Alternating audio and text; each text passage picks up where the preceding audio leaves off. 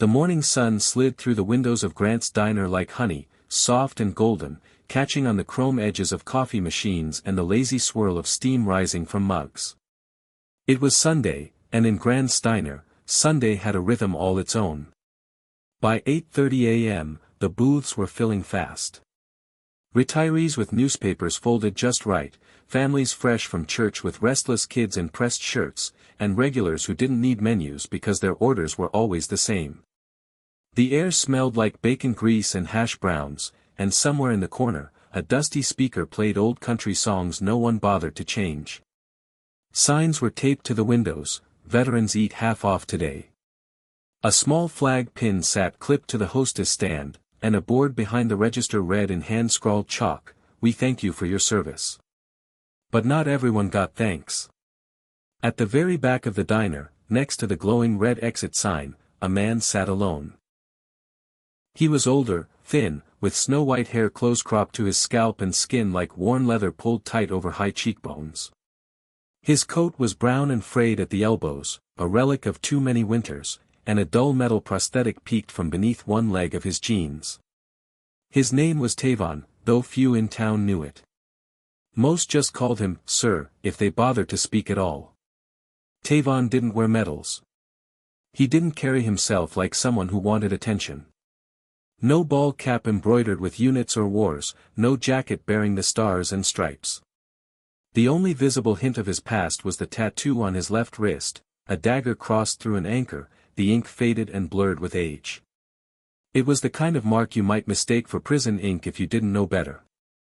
But there were no loud declarations from him, no stories offered. He came in every year on this day, ordered the veteran special, scrambled eggs and toast, no substitutions, ate quietly, and left $1 tip without fail. From behind the counter, I watched him. I always did. I was new at the diner, still in high school, working the Sunday shift to save for community college. I didn't know Tavon's story, not really, but something about him pulled at me. The way he held his glass with both hands, as if steadying himself.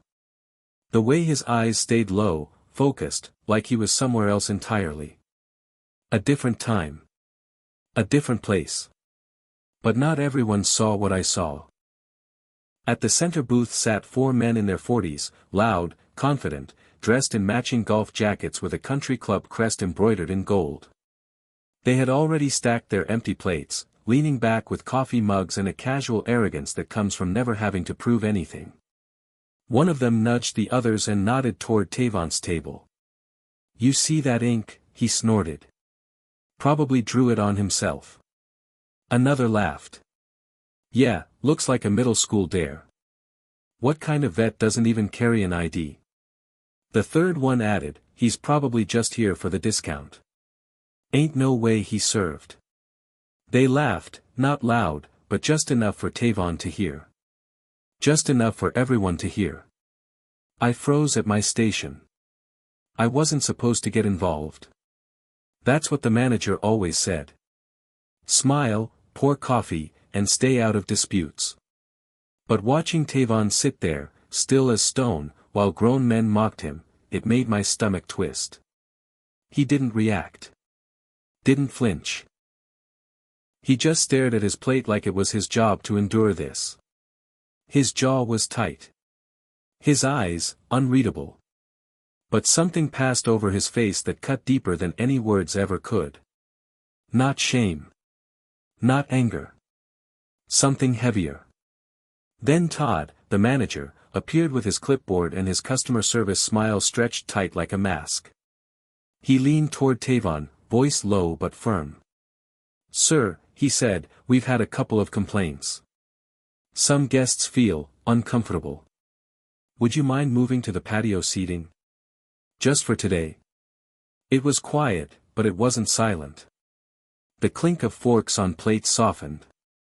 A hush hung over the room, uneasy and ugly. I stopped wiping the counter. Even the jukebox seemed to lower its voice. Tavon didn't argue. He didn't ask why. He just gave a slow nod, the kind you give when you've heard this before. Too many times. He stood, balancing his tray in one hand, gripping a cane in the other. His walk was slow, each step a negotiation between pain and pride. The prosthetic leg creaked with every movement. As he passed the center booth, one of the men raised his mug in mock salute. "If he's a SEAL," the man scoffed, "I must be the president." The others roared. A single tear slid down Tavon's cheek and hit the tile floor with a sound only I seemed to hear. Todd didn't react. He turned away like he had other tables to check. No one stopped him. No one said a word. Tavon pushed open the glass door, wrestled briefly with the handle, and stepped into the wind. He settled at a metal patio table near the edge, the cold morning light slicing across his face. His coffee steamed briefly in the chill air before fading to nothing. He didn't touch his eggs. He just sat there, hunched, like a man trying to disappear. Inside, the men at the booth returned to their coffee, the moment already forgotten. Conversations resumed. The spell broken. But I kept watching. I didn't know why yet. Only that something about Tavon's quiet hit me harder than any shout ever could. And I didn't know that everything was about to change. Not just for him. For all of us.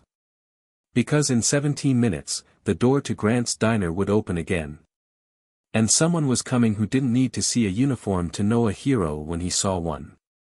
Someone who would make sure none of us ever forgot the name Tavon again. Hit subscribe and leave a comment with where you're watching from. This story might just spark a new beginning. What's one thing that always pushes you forward, even when things get tough? The wind outside Grant's diner had picked up, scraping dry leaves across the concrete like forgotten whispers. Tavon sat alone at the patio table, his plate of eggs untouched, his coffee growing colder by the second. He kept his left hand resting on the table, the wrist tilted just slightly so that the faded tattoo caught the light. Most would glance at it and think nothing. A dagger intersecting an anchor, worn and blurred with age, like something a kid might have gotten on a dare in a barracks or prison bathroom. But to those who knew, really knew, it meant something more than ink. It meant blood. Brotherhood. Silence. And sacrifice. Tavon didn't mind being misunderstood. He'd gotten used to it. People saw what they wanted. Some looked right through him. Others tried to guess at his story, thinking they'd figured him out by his age, his skin, his prosthetic. None ever asked. And maybe that was easier. Because the truth wasn't something he wore on his chest, like medals pinned for everyone to see. It lived in his memories, tucked between pain and pride, and most days he preferred to leave it there. But today, the ache was heavier than usual. Maybe it was the cold in his bones. Maybe it was the laughter that lingered like smoke. Or maybe it was the simple fact that even now, decades later, silence was still easier than speaking the truth. He remembered the first time he'd gotten a tattoo. It was 1969, in a remote forward base overseas, a jungle thick with humidity and radio static. It wasn't the kind of tattoo you asked for, it was the kind you earned. You didn't get it after boot camp. You got it after you proved something. After you were pulled into a room with no lights and fewer names and told that you were now part of something that didn't exist on paper. SEAL Team Bravo wasn't printed in recruitment posters. There were no congratulatory ceremonies, no certificates. Just orders. Missions. And silence. G7 was his designation. A number whispered more than spoken. Only 7 men had the tattoo when he got his. Tavon was the 8th. The last one. And soon after, the others began to disappear, one by one, swallowed by missions they never talked about, battles that never made headlines, sacrifices no one memorialized. He'd survived things that should have killed him. He'd watched friends fall in places that didn't officially exist. He'd carried bodies out of jungles and deserts and swamps, blood on his hands, radio in his ear, adrenaline burning through exhaustion like fire through dry grass. And through it all, he'd kept his oath. Not the one from the enlistment office, the one he made to them. To the 7. That if one of them ever made it home, he'd remember all the rest. He never expected to be the one. But when the last letter stopped coming, when the last phone call went unanswered, he knew. And so he kept to himself, quiet and steady, never drawing attention. Because what could he say that wouldn't betray what they died keeping secret? The prosthetic on his right leg had come years later, long after he left active duty. A job accident, they'd said in the papers. Industrial mishap. He let the story stand. No one needed to know it was a fragment that had shifted inside him years after the mission. He didn't want sympathy. He wanted distance. He wanted peace. But peace had a strange way of never quite fitting him, like a coat a size too small. He worked in a small auto shop on the edge of town, fixing engines and tuning carburetors for people who never asked about his past. He liked it that way. Routine. Predictable. Safe. But every year, on the Sunday closest to Veterans Day, he came to Grant's Diner. Not for the discount. He paid full price more often than not. It was the eggs. They reminded him of someone. A fellow operator, Marcus, who used to cook powdered eggs over a campfire and talk about opening a breakfast spot when they got out. Marcus never made it home. But Tavon did. And somehow, eating eggs in silence each year felt like a tribute. Like keeping a promise. He hadn't expected this year to feel any different. But the mocking laughter, the cold shoulder from the manager, the way he was asked to leave like an unwelcome ghost, it all scraped something raw. He didn't flinch. He couldn't. He'd built armor too thick for that. But the crack had widened. And now, here he sat, watching steam curl from a cup he no longer wanted to drink, wondering if anyone even remembered men like him. Inside, the diners carried on. Their world had returned to its rhythm. The same clink of forks, the hum of conversation, the occasional burst of laughter. No one looked toward the window anymore. It was easier not to see the man they had just pushed aside. Easier to pretend he was never really there. But the girl behind the counter hadn't moved. She kept watching. Not out of pity, but something closer to recognition, even if she didn't fully understand what she was seeing. Tavon adjusted his coat as the wind picked up again. He was used to being cold. Not just from the weather but from the world that had long since forgotten how to warm to men like him. The type who served and didn't speak of it. The type who lost more than limbs. Who carried stories they'd never tell, pain they'd never show, and promises they'd never break. He thought of the others then. G1 through G6. The way they laughed around campfires. The way they fought with everything they had. The way they fell, one after another, until only he remained. He wondered what they would say if they could see him now, pushed to the edge of a diner patio like some old relic no one wanted to dust off. But he knew. They'd say nothing. They'd nod. Like always. Because silence wasn't shame for them. It was sacred. Tavon took a sip of the now bitter coffee. His eyes drifted to the door. He didn't know why, but something stirred in his gut. A tension. A change. Like the air was charged. He didn't know that behind that door, beyond the comfort and clatter of the diner, someone was approaching. Someone who knew the weight of that tattoo. Someone who carried stories of their own. Someone who would see him not as a ghost, but as a brother. Tavon didn't know it yet, but everything was about to shift. And for the first time in years, someone was coming not to question, not to dismiss, but to salute. The sky above Grand Steiner had begun to turn a dull, slate gray as the morning wore on. A low cloud bank drifted overhead, casting a pale, even light across the town like a veil. The wind stirred again, rattling the metal chairs out on the diner patio and brushing brittle leaves into lazy spirals at Tavon's feet. He didn't move. His coffee had long gone cold, a thin oily sheen floating across the top, but he hadn't touched it since the moment he sat down. The plate of scrambled eggs sat undisturbed, the toast curled and crisp at the edges from the cold. The cane rested against his thigh. His eyes remained fixed on a crack in the concrete, as if there were some great truth hidden in that jagged line. Inside the diner, the hum of conversation resumed at full pitch.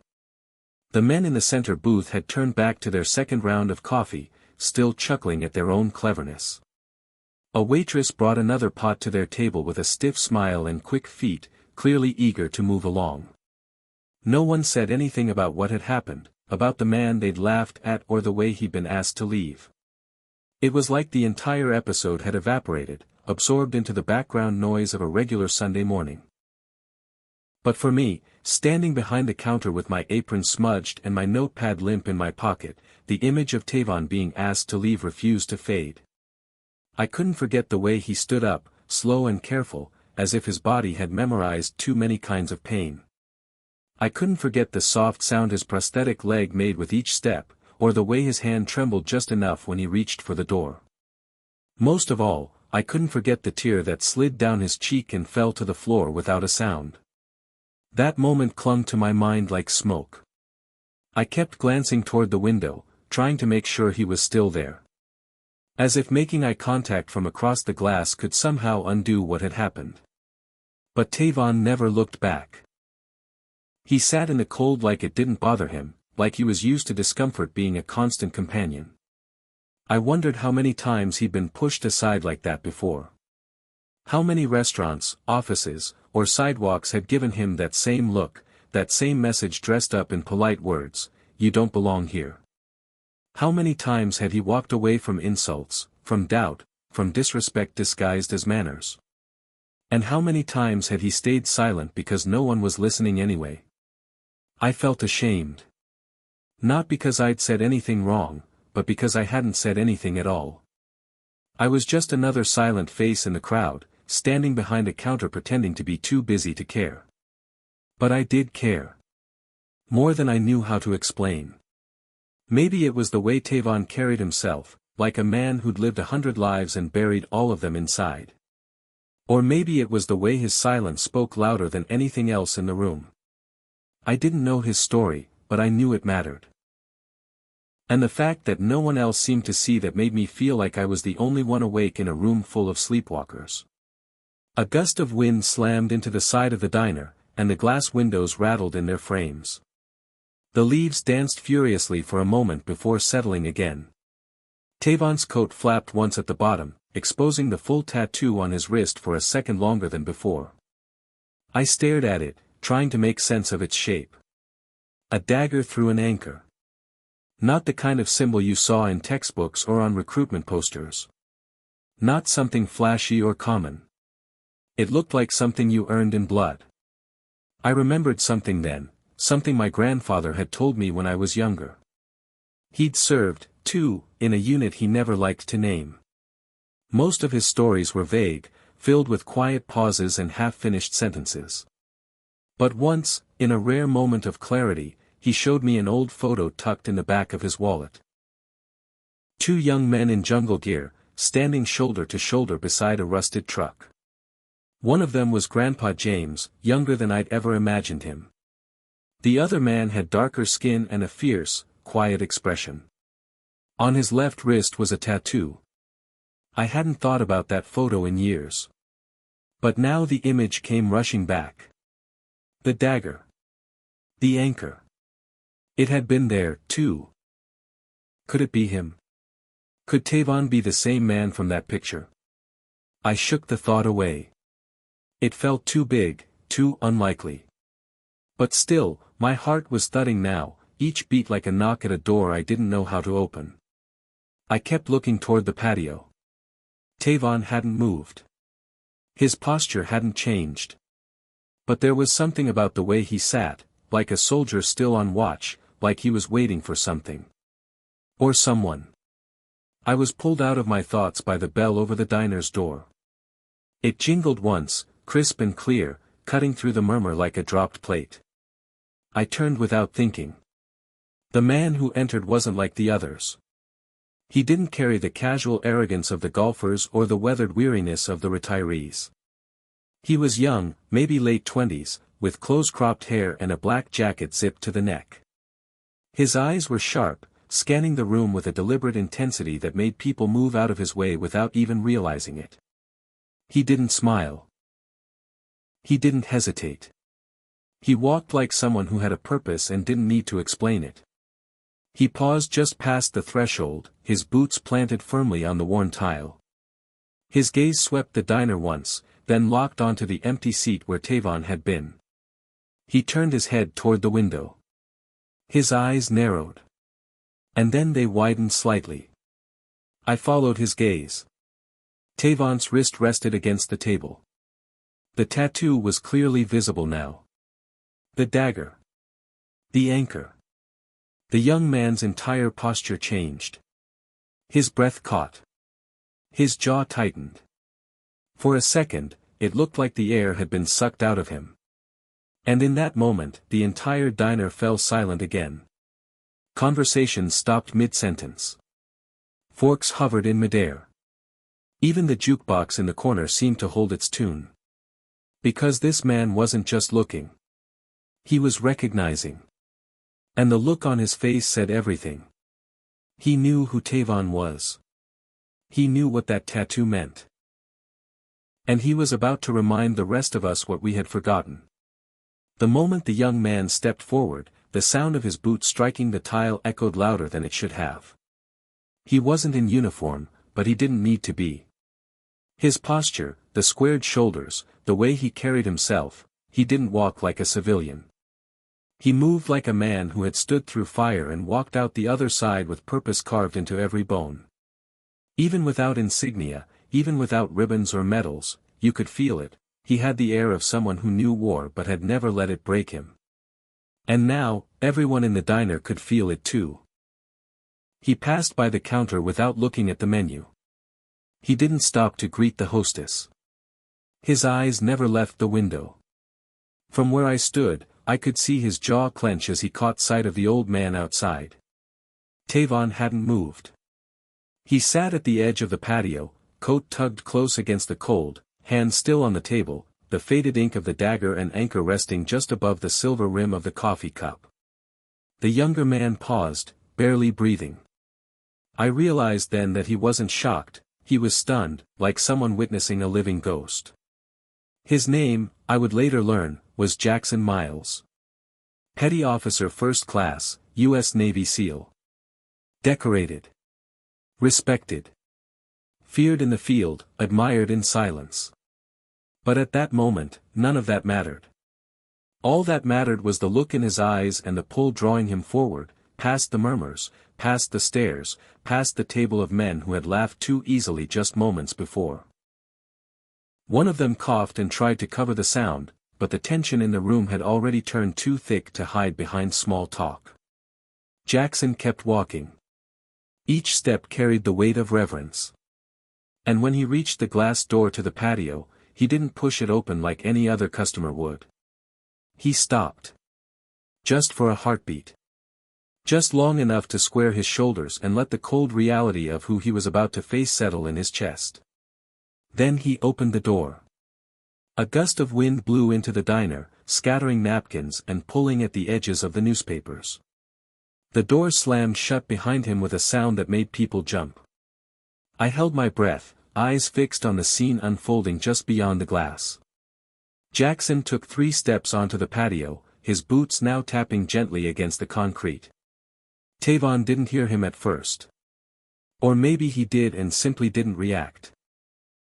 He was still staring at his plate, his breath fogging faintly in the morning chill, his shoulders slightly hunched like a man used to taking up as little space as possible in a world that never made room for him.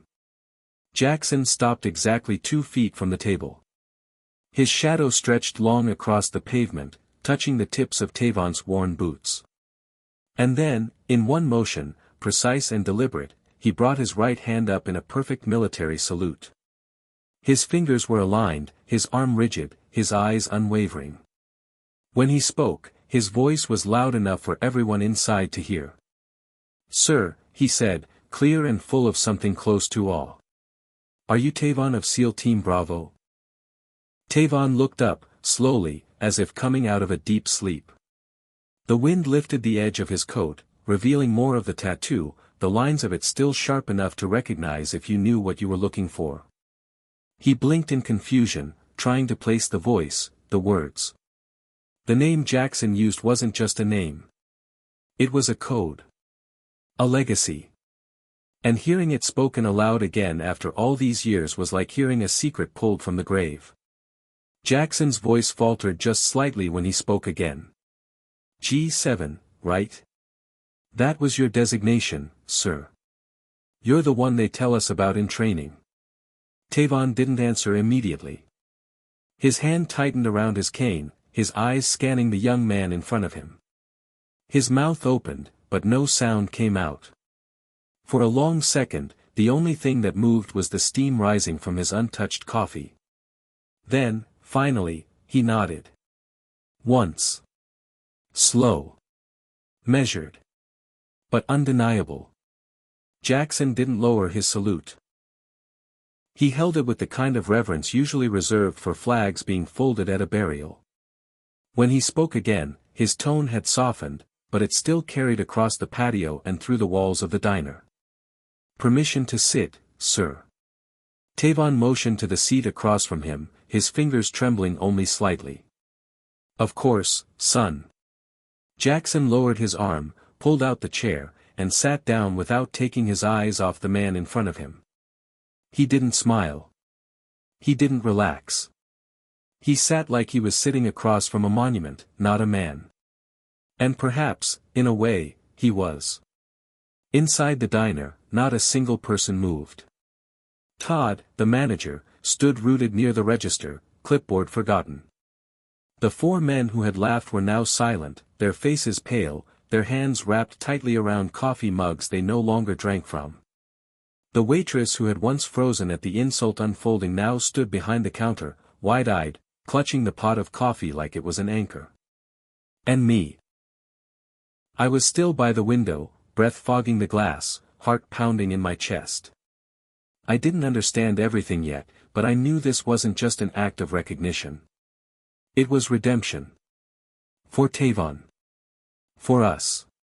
For every moment we'd allowed silence to stand in place of honor.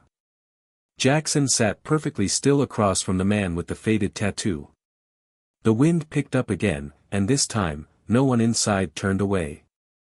They were watching history. Not the kind in textbooks or newspapers. The kind made by people who never asked to be seen. And though Tavon hadn't said a word more, something in his expression shifted. A line eased at the corner of his mouth. A weight lifted slightly from his shoulders.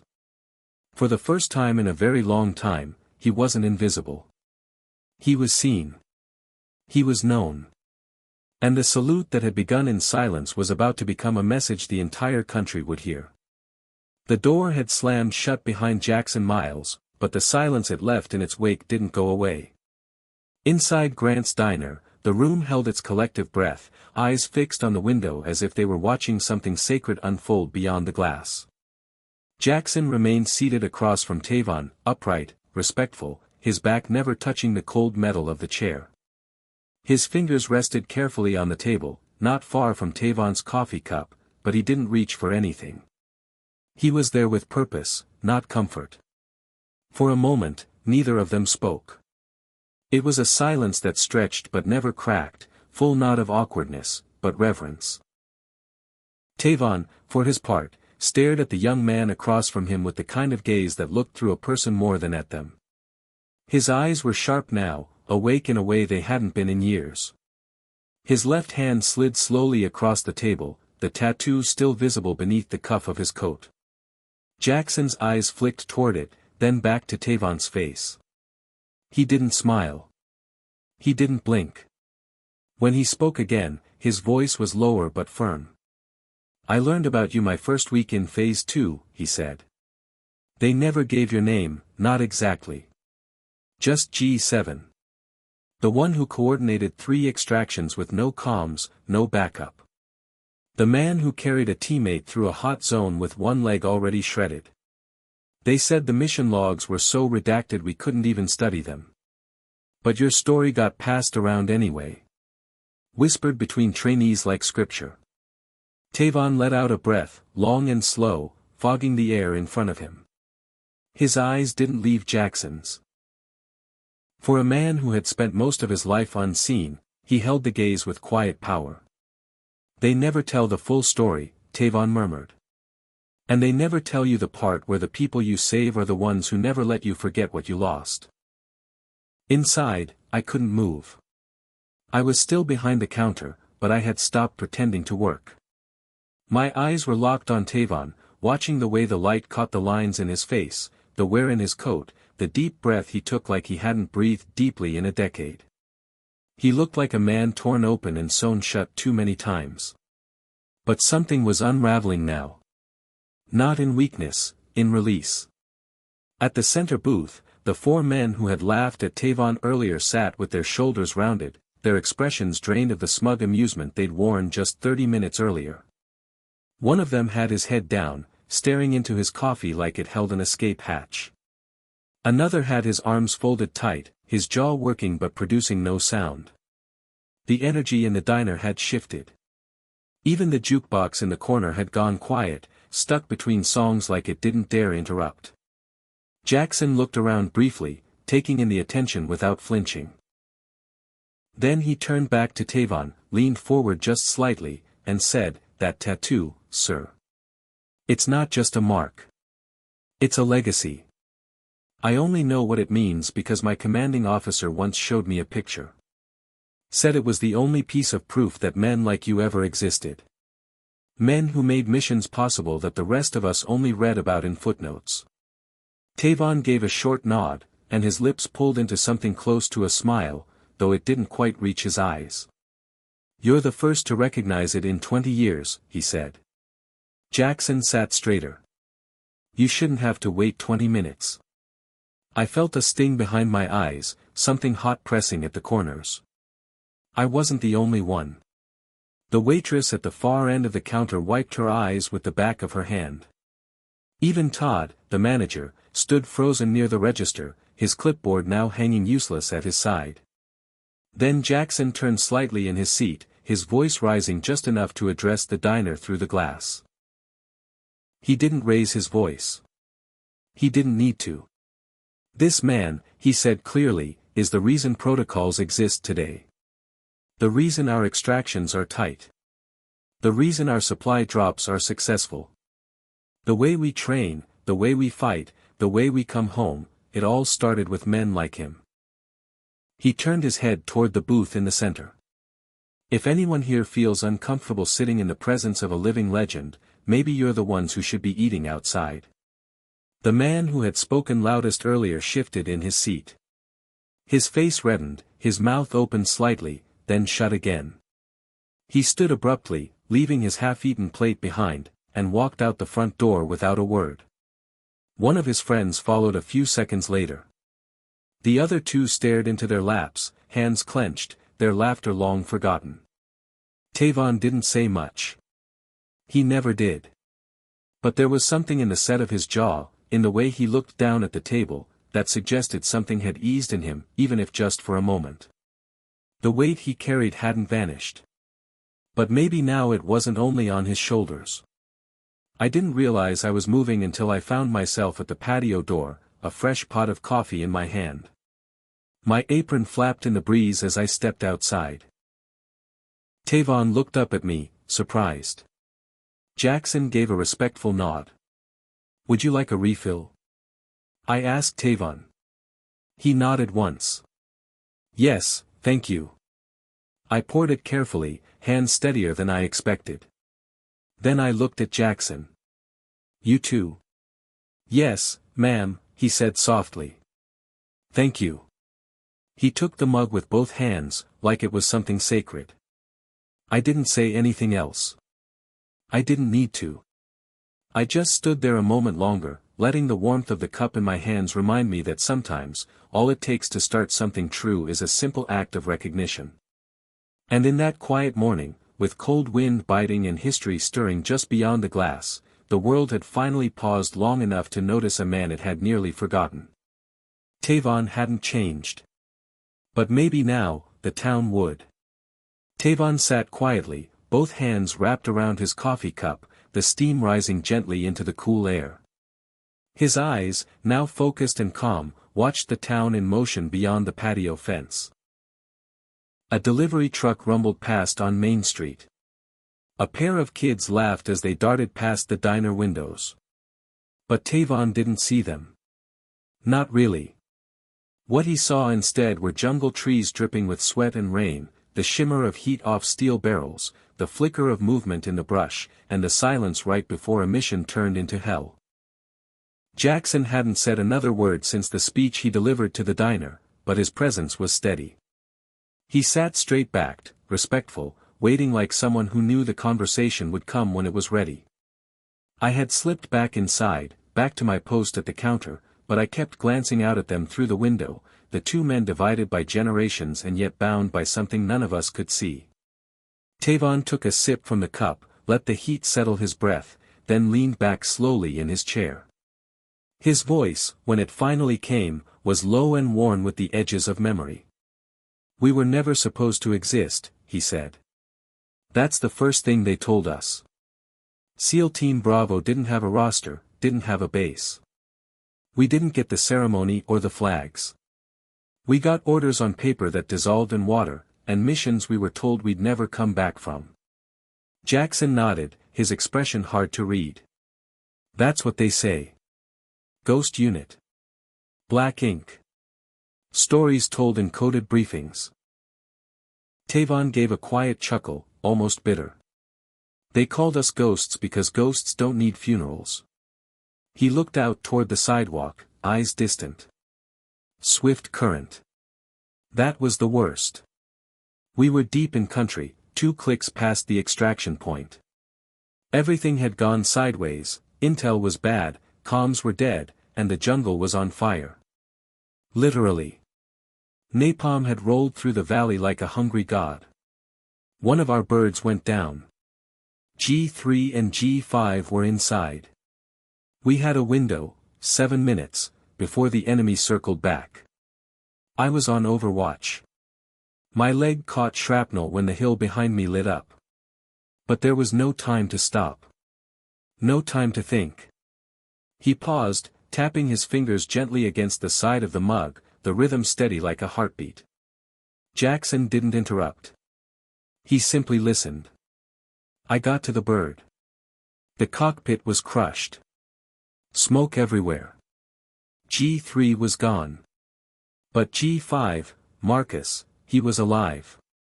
Barely. Unconscious. I didn't think. Just lifted him onto my back and ran. 50 yards through a clearing. No cover. I could feel the air snapping near my ears. I didn't even know I was bleeding out until I hit the trees again. We made it to the edge of the extraction zone just as the chopper dropped. I flagged it with a flare. Carried Marcus up the ramp myself. Tavon's eyes narrowed, his voice quiet now. They didn't write it down. No citation. No medal. Just a letter that said thank you for your service and a transfer to a desk until they found another field for me. Jackson leaned forward slightly, his voice even. They still tell the story in Coronado. Not with your name. But with reverence. We all know about the man who ran through fire with a broken leg to carry his brother out. We just didn't know he was still alive. Tavon turned his head, eyes narrowing. That's the point. The mission wasn't just to finish it. It was to disappear after. To fade. But you didn't, Jackson said. You came back. And you carried the memory. Tavon didn't answer right away. Instead, he reached into his coat pocket and pulled out something small, weathered, and creased from years of being folded and unfolded. He set it on the table. A black and white photo. 2 young men standing in tall grass, one smiling, one not. Both in jungle fatigues. The one smiling was Marcus. The other was Tavon. I visit his grave once a year, Tavon said. Same day, same hour. Sometimes I bring coffee. Sometimes I just sit. He never got to open that breakfast place he used to talk about. He said after the war, he'd make eggs every morning for people who didn't know what silence cost. Jackson picked up the photo carefully, like it was something holy. He studied it for a long moment, then set it down again and met Tavon's eyes. "You kept his promise," he said. "Just by remembering." Tavon didn't respond. But his face softened. The wind tugged at the edges of the photo, and Jackson reached out to steady it with his fingers. For a moment, the world around them seemed to pause. Just two men on a cold Sunday morning, bound by something invisible yet stronger than blood. Inside, the diner had gone quiet again. I noticed a man at the bar pull out his wallet and leave cash on the counter without waiting for a check. A woman near the entrance stood up and placed her hand over her heart for just a second before walking out. It wasn't just respect. It was recognition. And something deeper, a kind of quiet apology for not seeing him sooner. Tavon finished his coffee and exhaled softly, the breath slipping between his lips like the steam from the cup. "They told us to forget," he said. "But some things won't let go." Jackson's voice was almost a whisper. "That's how you know they mattered." And for the first time that morning, Tavon allowed himself a real smile. Small. Worn. But full of something that hadn't been there before. Peace. I hadn't moved from the window since Jackson stepped onto the patio. My shift was technically still on, and a handful of coffee refills waited at half-empty tables, but no one in that diner seemed to care anymore. The conversation had faded into a respectful murmur, and the few patrons who still lingered inside weren't really eating or drinking. They were watching. Witnessing. Something important was unfolding just beyond the glass, something none of us quite had words for, but we all felt its weight settle in the room like dust that wouldn't be swept away. I wiped my hands on my apron and looked down at the front pocket, where a folded square of old paper had lived since that morning.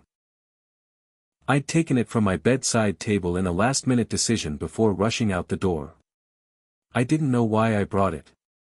Maybe because it had been sitting there for years, tucked between a photo frame and a dusty candle. Maybe because some part of me had sensed today would matter in a way I hadn't yet understood. My fingers found the worn edges of the note now, creased and fragile like time itself. I pulled it free, heart thudding in my chest. It wasn't just a piece of paper. It was a page torn from my grandfather's field journal. James Harrington, SEAL veteran. I'd grown up on the stories he used to tell, quietly, always near the end of the night when the house was silent and his voice turned soft. Most of the time he didn't name names. He didn't boast or dramatize. But there was always one figure who returned, again and again, in the whispered tales of firefights and medevac scrambles and missions lost to fog and jungle.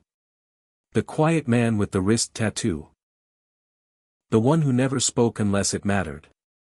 The one Grandpa always credited for getting them home. I unfolded the page and the photo slipped out, black and white, curled at the corners, grainy from age.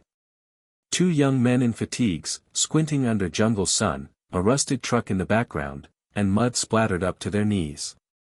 One of them was my grandfather, unmistakable even in youth, his grin crooked and familiar. The other was taller, darker, standing just slightly behind with one hand on the truck's hood. His expression was different, not angry or guarded, just calm. Centered. And there, on his left wrist, just visible above the rolled sleeve, was the same tattoo. I stepped toward the door before I could stop myself.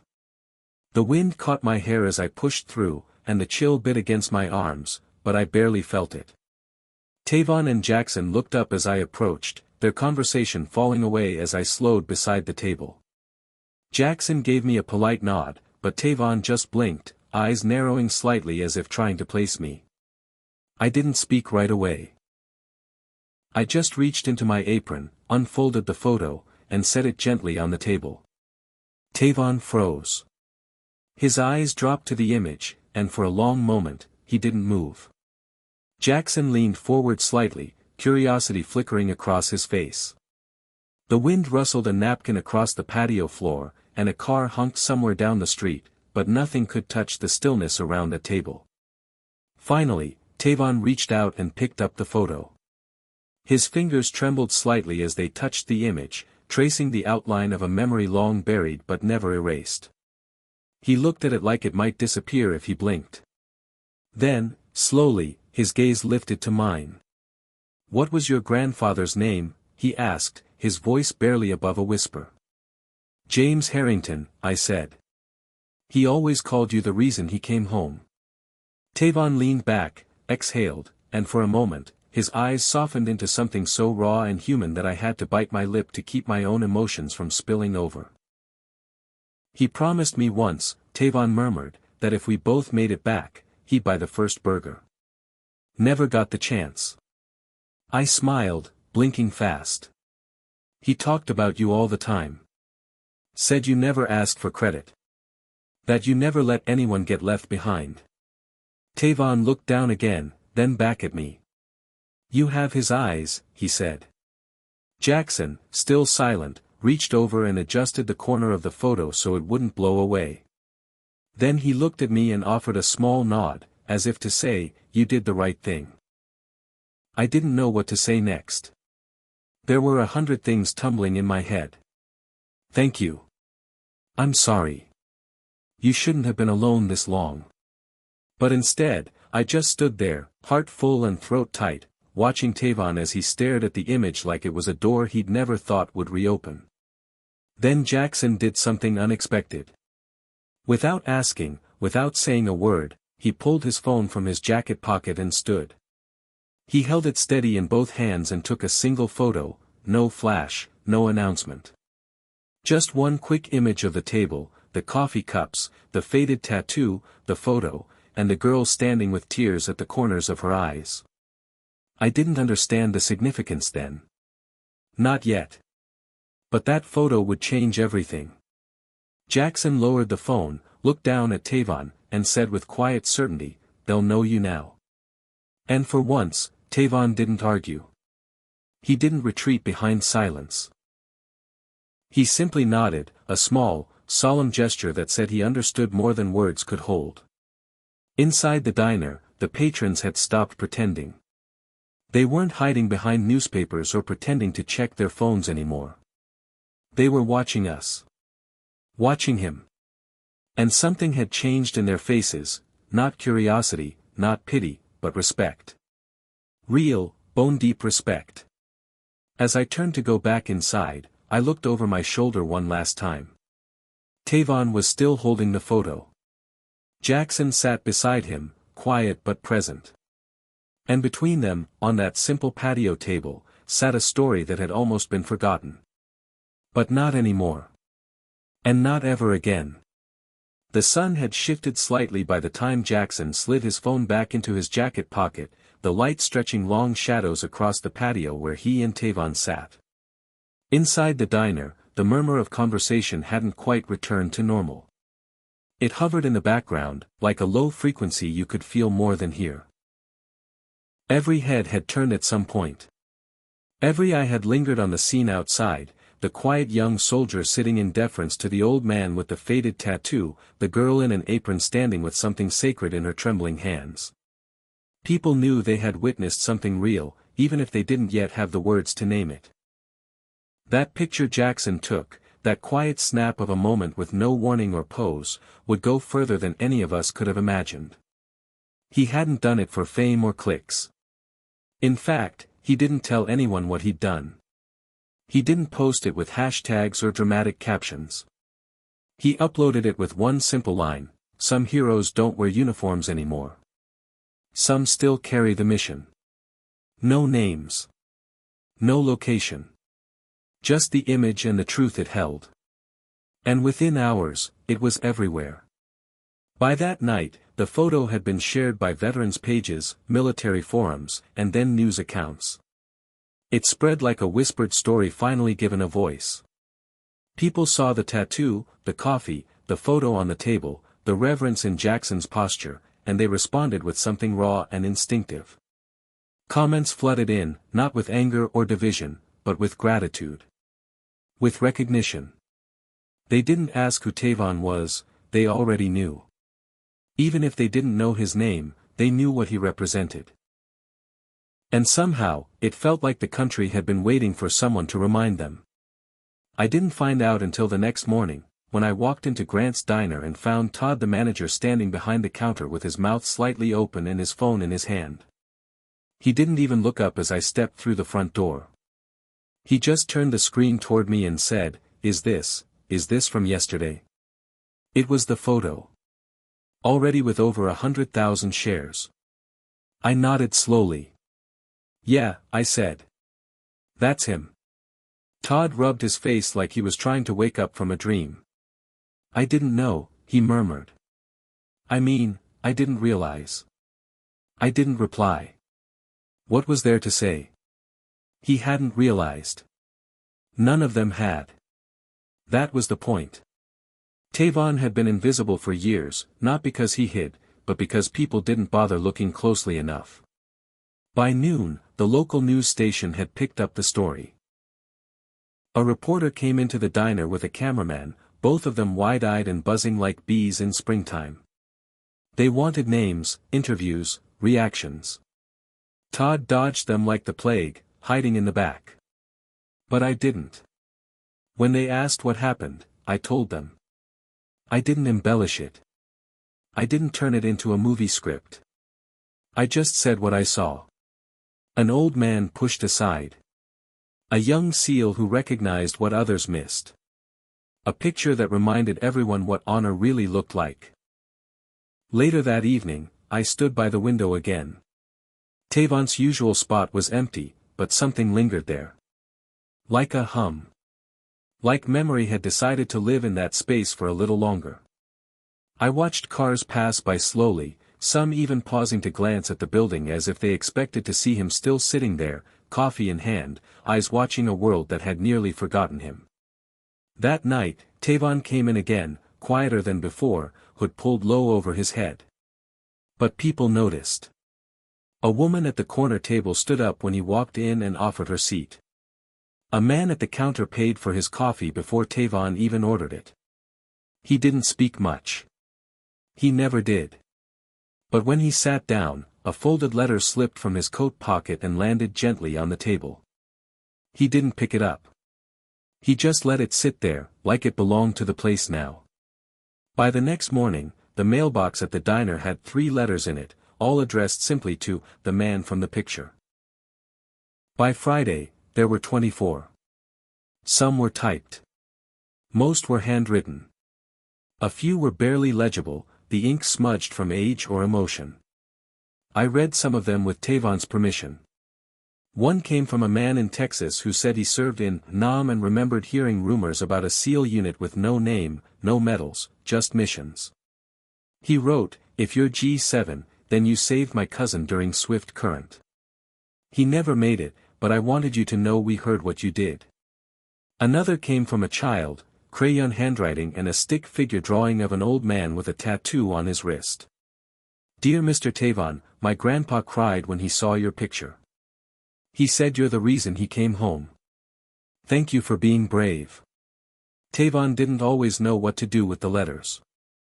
Sometimes he brought them to the diner, placed them in a neat stack beside his plate.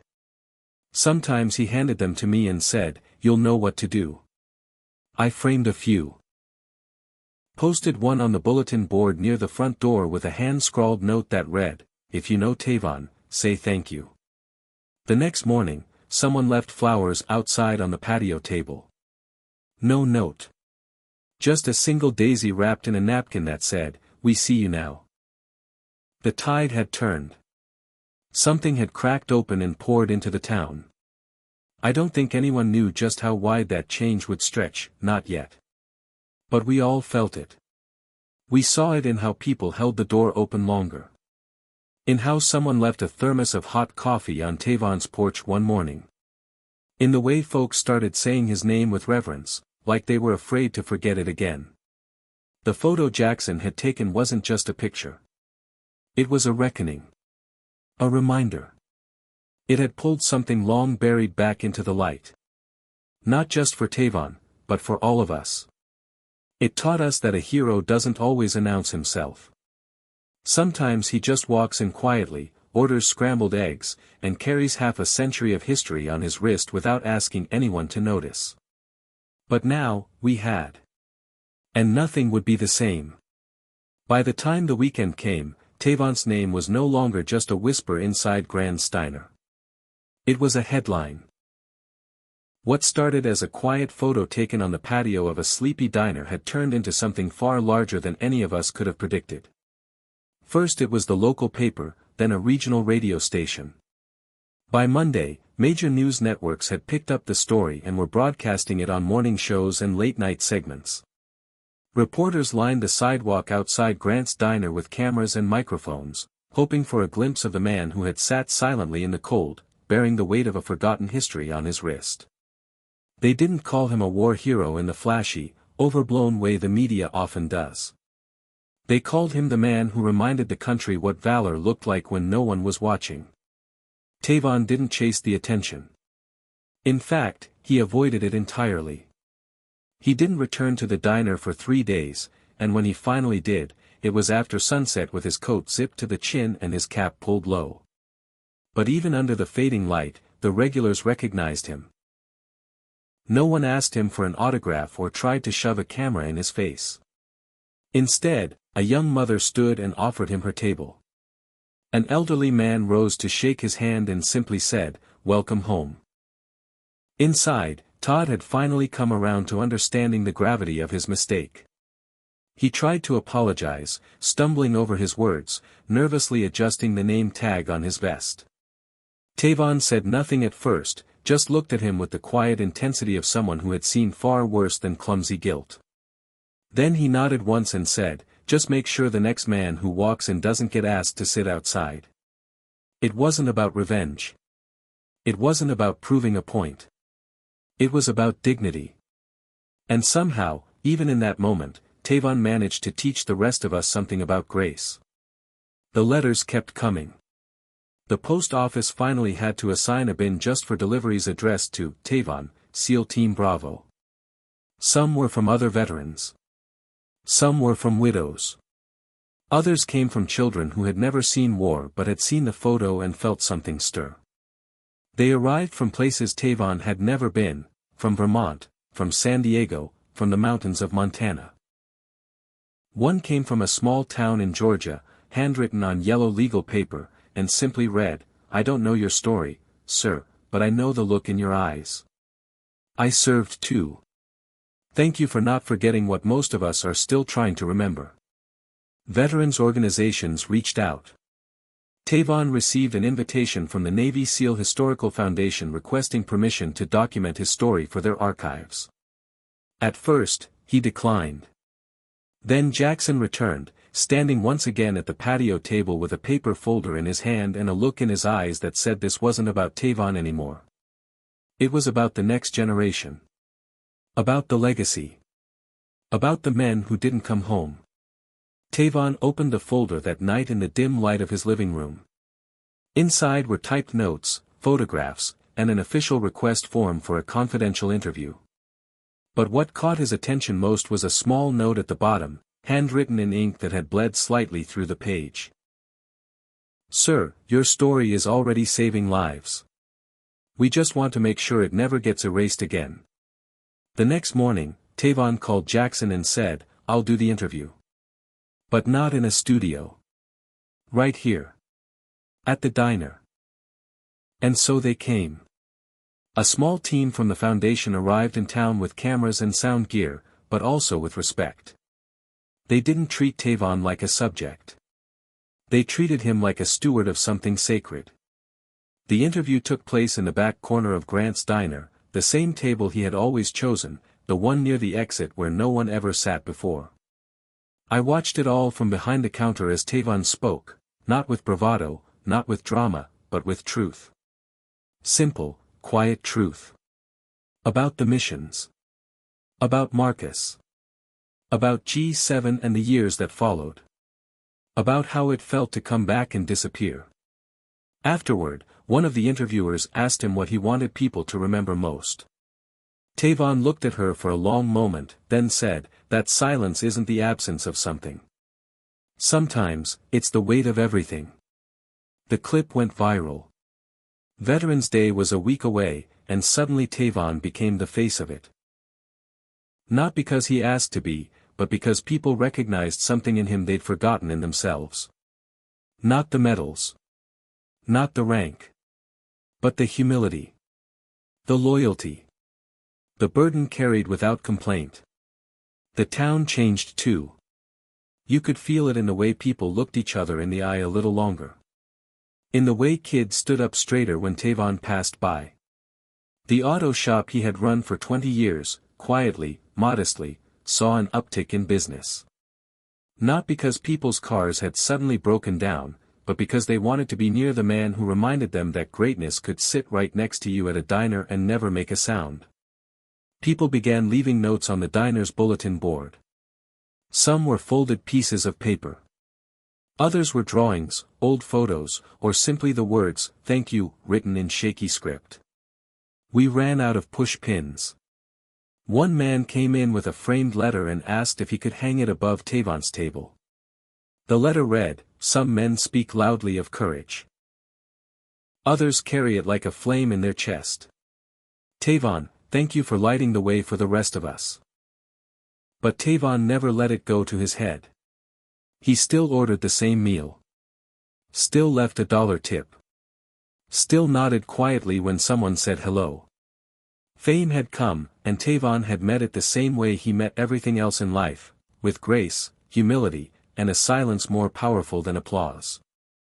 The photograph Jackson took now hung above the register, printed in black and white on heavy paper and mounted in a plain wooden frame. It showed Tavon's weathered hand beside the photo of him and Marcus. Jackson sitting beside him, not as a hero, but as a student. Me, standing there with my apron and eyes brimming. And under the photo was a plaque with just 5 words. He never asked to be seen. But now, the world had seen him. And no one was looking away. It was just after dawn when the patio table changed. Not by anyone's command or grand announcement, but quietly, like most things that mattered in Tavon's life. I came into the diner to open, my apron still damp from the morning wash, and found it waiting there, the single white daisy resting gently atop the weathered metal tabletop. Next to it, folded neatly and held in place by a small stone, was a plain napkin. On it, written in simple, careful handwriting, were 4 words, "We see you now." I stood there in the pale light for a long time, not touching anything. The daisy, small and unassuming, held more weight than a wreath. The napkin, its message brief and earnest, cut deeper than any speech. It didn't need to say more. It said everything. Inside, the morning was just beginning. The griddle hissed to life. Coffee brewed in steady rhythms. Sunlight crept through the blinds in long slats, catching dust motes as they floated through the air like slow-moving thoughts. But something had shifted, not just in the diner, but in the town itself. Tavon's story had rooted into the fabric of Grand Steiner. It lingered in the pause between conversations, in the extra second someone held a door open, in the way people looked at one another, present, aware, changed. The bulletin board behind the register overflowed now. Letters. Drawings. Old medals sent anonymously.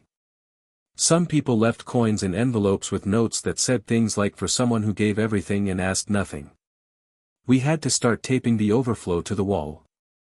One of the regulars, a retired art teacher named Mrs. Landry, brought in a shadow box with tiny American flags pinned in rows, each labeled with the initials of someone she'd served with or known who never made it back.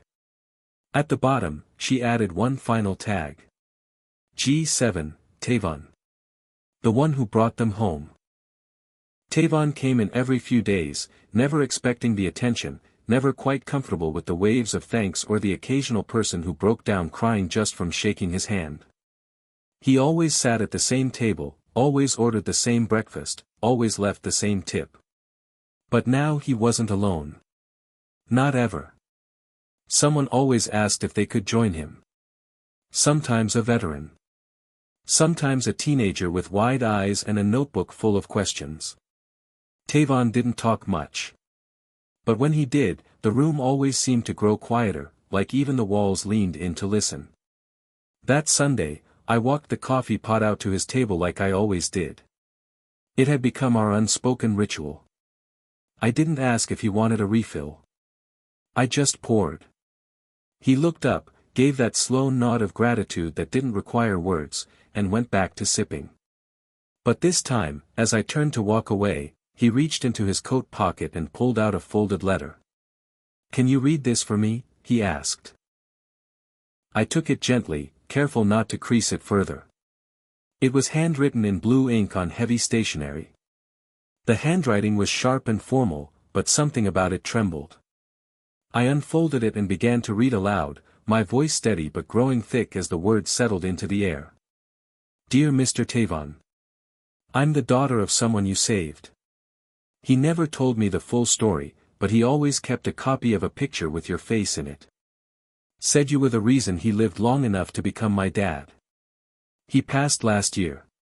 But before he did, he made me promise to find you if I could. To say thank you, from him and from me. Thank you for my life. Thank you for being the reason my children have a grandfather. You carried him out when no one else could. He never forgot it. And neither will I." I finished the letter and looked at Tavon. His eyes were glassy, the lines in his face deeper somehow, not from age, but from memory. He nodded, reached out, and touched the corner of the paper with the tip of his finger. "That's why you carry them," he said, more to himself than anyone else. "So they get to finish their story." I left the letter with him. He read it again in silence. Then folded it once more and slid it back into his coat with the kind of reverence reserved for sacred things. That afternoon, the mayor stopped by the diner. She didn't come in with reporters or a camera crew. She came alone, carrying a simple manila envelope. She asked to speak with Tavon. I pointed to the patio, and she walked out slowly, approaching him with humility and quiet respect. They talked for a few minutes. I couldn't hear what was said, but I saw her hand him the envelope. Tavon opened it, glanced at the contents, then looked up. His expression didn't change much, but I saw the way his shoulders shifted, the way something unspoken passed between them. Later that night, as we closed up, Tavon pulled me aside.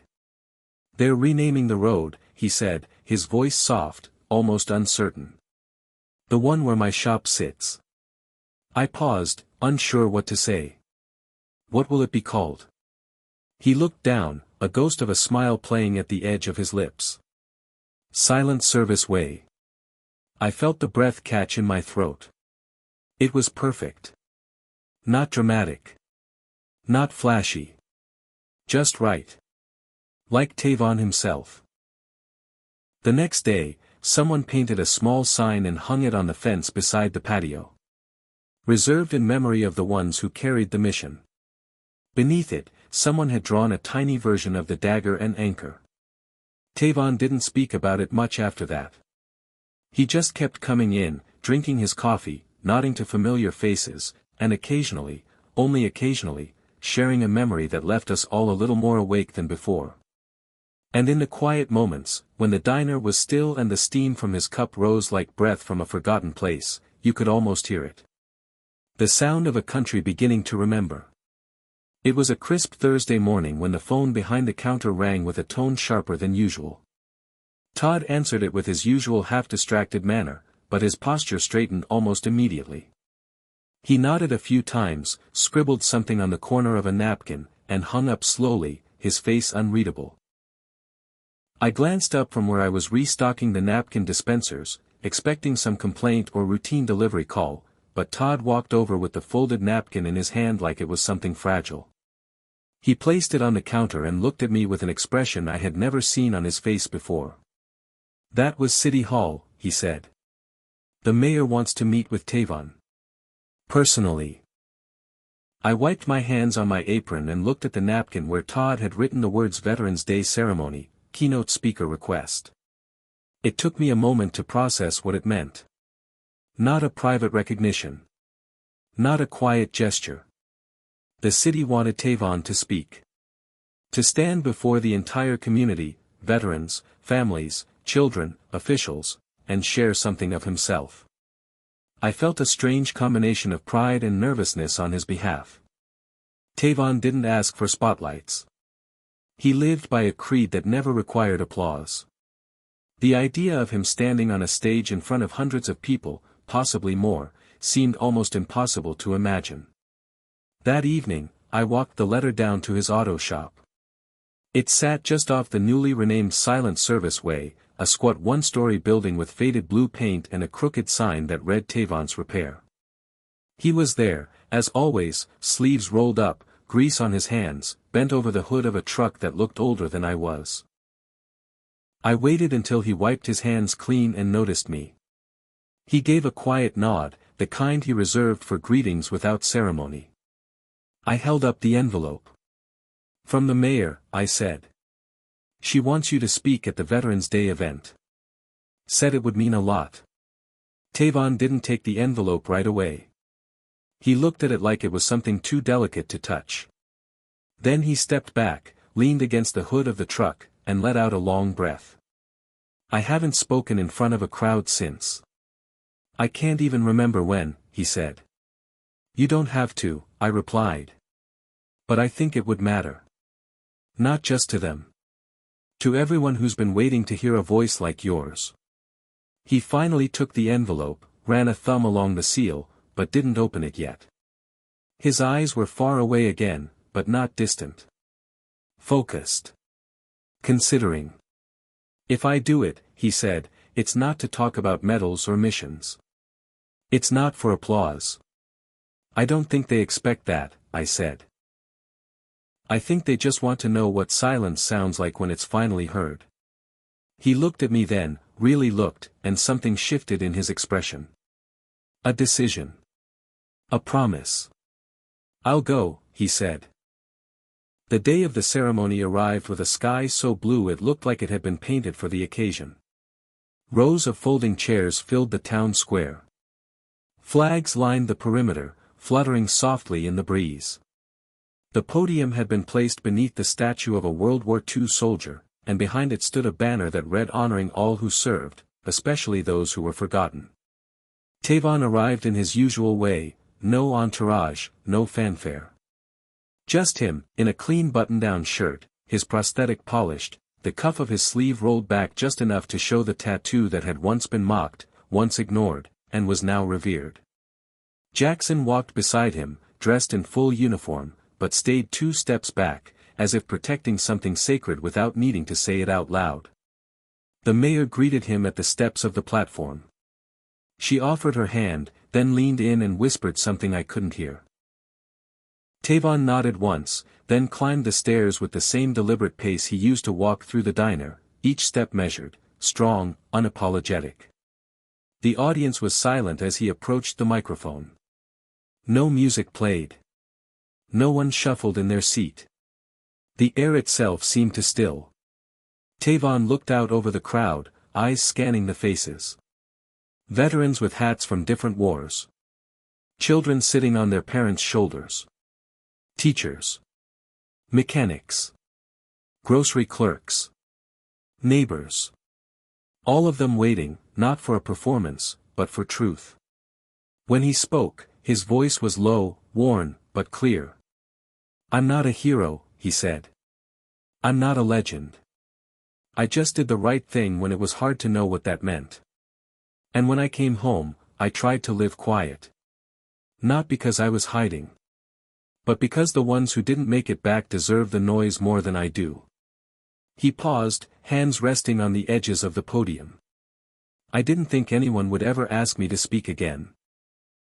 I thought maybe the silence was where I was meant to stay. But when someone sees you, really sees you, not for the medals or the years, but for the weight you carry quietly, it changes something.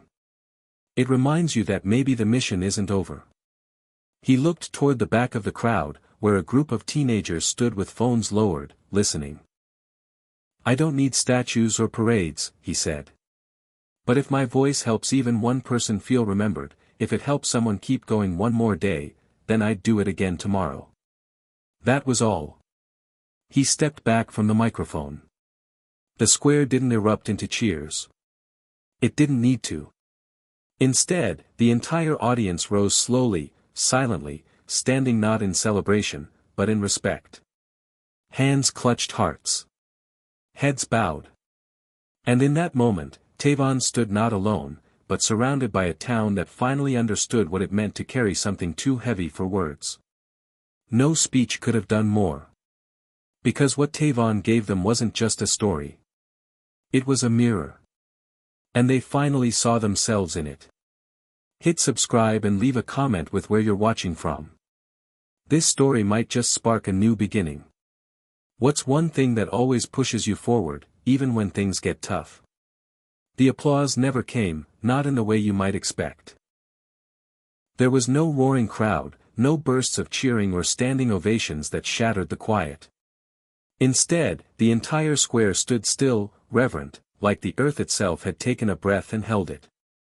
Tavon stepped down from the platform without fanfare, without turning to receive praise or accolades. He walked slowly, carefully, his shoulders straight, his steps sure. Jackson moved beside him like a silent shadow, his eyes scanning the crowd not out of habit, but out of deep respect. This was not the walk of a man being celebrated. This was the walk of a man returning from a mission he hadn't planned to accept. I watched from the side of the square, my hand pressed tightly to my chest, not because someone had told me to, but because something inside me wouldn't let me do anything else. Around me, others remained just as motionless, their eyes wet, their expressions solemn. It was the kind of moment you didn't talk through. You just let it move through you. Tavon didn't linger after the speech. He nodded politely to the mayor, shook hands with a few veterans who approached cautiously, then made his way toward the edge of the square where the crowd began to thin. Some tried to stop him, to thank him, to offer gifts or words, but Tavon only smiled softly, shook his head, and whispered, "It's not about me." I think he meant it. And maybe that's what made it mean even more. By the time the sun began to lower in the sky, the city square had taken on a different kind of energy. Not a buzz, not the typical post-event hum. It was more like a collective processing, as though each person who had heard Tavon speak needed time to figure out how to carry what he had left with them. The mayor stayed behind, talking in quiet tones with members of the Veterans Council. I overheard her say, "He changed the whole meaning of today," and the man beside her only nodded. Back at the diner, the regulars trickled in slowly that evening, a few at a time, each of them carrying the silence Tavon had gifted them like something delicate. They didn't talk about the ceremony with the same kind of excitement people usually had after town events. They talked about it like they'd seen something holy. Something rare. One man sat at the counter and said, "I've been to every Veterans Day for 20 years. Never felt like this." Another woman wiped her eyes with a napkin and murmured, "He didn't say much, but I felt like he was speaking straight to me." Todd surprised everyone by walking out of the back office and standing in front of the counter with a stack of menus in his hands. He cleared his throat, uncomfortable as always when put in the spotlight, but his voice was steady. "We're adding something permanent," he said. "Tavon's table, the one outside, is going to be reserved. Every Sunday. Every year. From now on." No one clapped. They just nodded. It felt right. Like everything else that had happened since the photo, since the salute, since that moment when one young soldier had recognized another and changed the course of a man's story. Later that week, I stopped by Tavon's shop. I found him under a truck, hands covered in oil, humming something I didn't recognize. I waited until he slid out, wiped his hands on a rag, and stood with a quiet patience I'd come to know well. "I just wanted to say thank you," I said. He looked at me for a long moment. "For what?" "For what you said. Or maybe for what you didn't say," I replied. "It made a difference." Tavon nodded. "Sometimes the right thing doesn't need many words. Just the truth." I handed him an envelope. Inside was a photo I had printed and framed. It showed him at the podium, his hand resting on the wood, the tattoo on his wrist catching the light. Behind him, the crowd stood in complete silence. The plaque beneath it read, "Some silence is sacred." He took it with both hands and stared at it longer than I expected him to. Then he said, almost in a whisper, "You caught the part that mattered." I didn't stay long. He wasn't the kind of man who liked drawn-out thank yous or emotional conversations. But as I turned to leave, he called after me. I said what I needed to say, he told me. But it wasn't really a speech. No, I said, smiling. It was better. And it was. Because in those few sentences, Tavon had reminded everyone in that crowd, and everyone who would hear about it later, that heroism doesn't always come with parades or polished medals. Sometimes it comes with a worn coat, a faded tattoo, and a voice that finally decides to speak after years of holding the line. In the days that followed, something continued to shift. Not just in the town, but in the people. Veterans who hadn't spoken in decades started showing up to community centers, telling pieces of their stories. Young men and women who had never considered military service found themselves asking questions, reading books, listening to those who had served. Churches invited Tavon to speak, not to preach, but to share. Schools asked for his photo to be added to their history walls. The auto shop, once quiet and unassuming, had a waiting list a month long, not just for repairs, but for a moment with the man behind the wrench. And through it all, Tavon remained unchanged. Humble. Grounded. Kind. The shortest speech he ever gave became the one no one would ever forget. Because it reminded us all that some lives are lived in full color, even if the world only ever saw them in black and white. By the following Sunday, the diner felt different.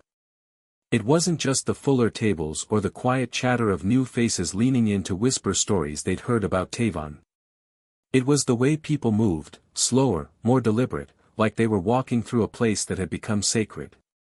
That corner table out on the patio now held a brass plaque engraved with Tavon's name, and underneath it, the simple words, "For the ones who carried more than they ever spoke of." People stopped at that table even when he wasn't there, resting their hands on it gently, leaving small tokens, a folded flag pin, a drawing from a child, a dog tag whose chain had long since rusted. No one told them to do it. They just did. Like a new tradition had begun, written not in rules but in respect. But the most powerful change didn't come from City Hall or the mayor or even the national news stories still running pieces about the seal in the diner. It came from the people we'd never really seen before. The ones like Tavon. The quiet ones. It began with a man named Ray who had been coming to the diner for years. He always wore the same worn-out flannel, always sat by the window, always left exactly the change required. I'd never heard him say more than 5 words at a time.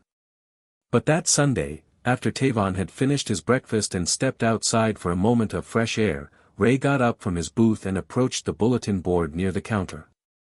In his hands was a faded photograph, folded into quarters. He pinned it beside Tavon's picture. Then, without a word, he nodded to me and returned to his seat. I walked over and looked at the photo. It was black and white, taken in what looked like a rice field. A younger Ray stood beside a helicopter, his arm around another soldier, both of them laughing. Written on the back were 4 words, "He didn't make it." No signature. No explanation. Just the image and the truth it carried. Later that week, Mrs. Alvarez, a retired librarian who had lived in town since before I was born, came into the diner with a notebook. She asked if she could sit at Tavon's table. He wasn't there that day, but I said yes. She sat down and, with the slow carefulness of someone who had practiced in private, read aloud a letter she had written to her brother who never came home from the Korean War. She read it quietly, her voice trembling. No one interrupted. No one dared. At the end, she wiped her eyes, closed the notebook, and left it on the table with a single rose tucked inside the spine. Word spread fast. Not through the internet this time, not through TV or news articles, but through conversation. Through reverent whispers in grocery store aisles, through late-night talks at kitchen tables. The people who had stayed silent the longest began to step forward. Not for glory. Not for recognition. But because Tavon had shown them it was possible. That there was honor in speaking, even after years of silence. On Wednesday morning, a high school senior named Kyle came into the diner with his father. Kyle had grown up in Grand Steiner, a quiet kid who wore oversized headphones and sketched in his notebook more than he spoke.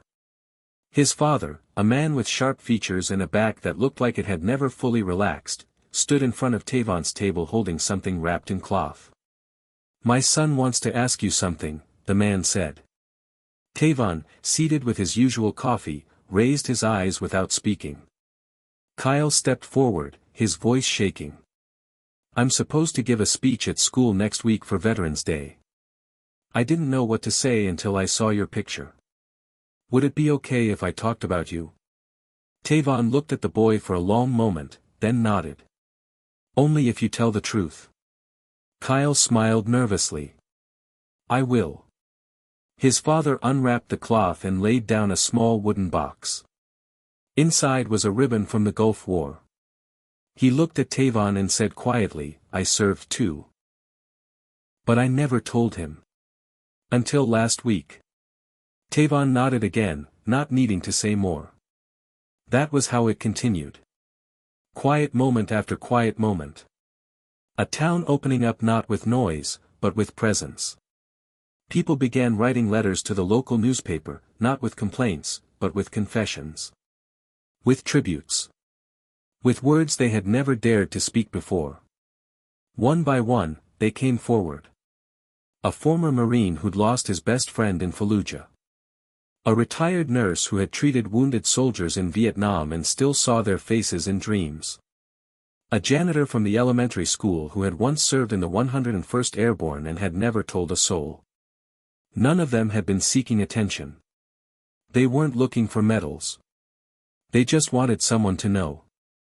To see. To carry the memory with them. Tavon never claimed credit for any of it. When people thanked him, he'd shrug and say, "They were ready. I just gave them a reason." But we knew better. He hadn't just given them a reason. He had given them permission. To speak. To grieve. To honor. To heal. On the last day of that week, a boy no older than 10 walked into the diner with his grandmother. He held her hand tightly and kept glancing around like he wasn't sure he belonged.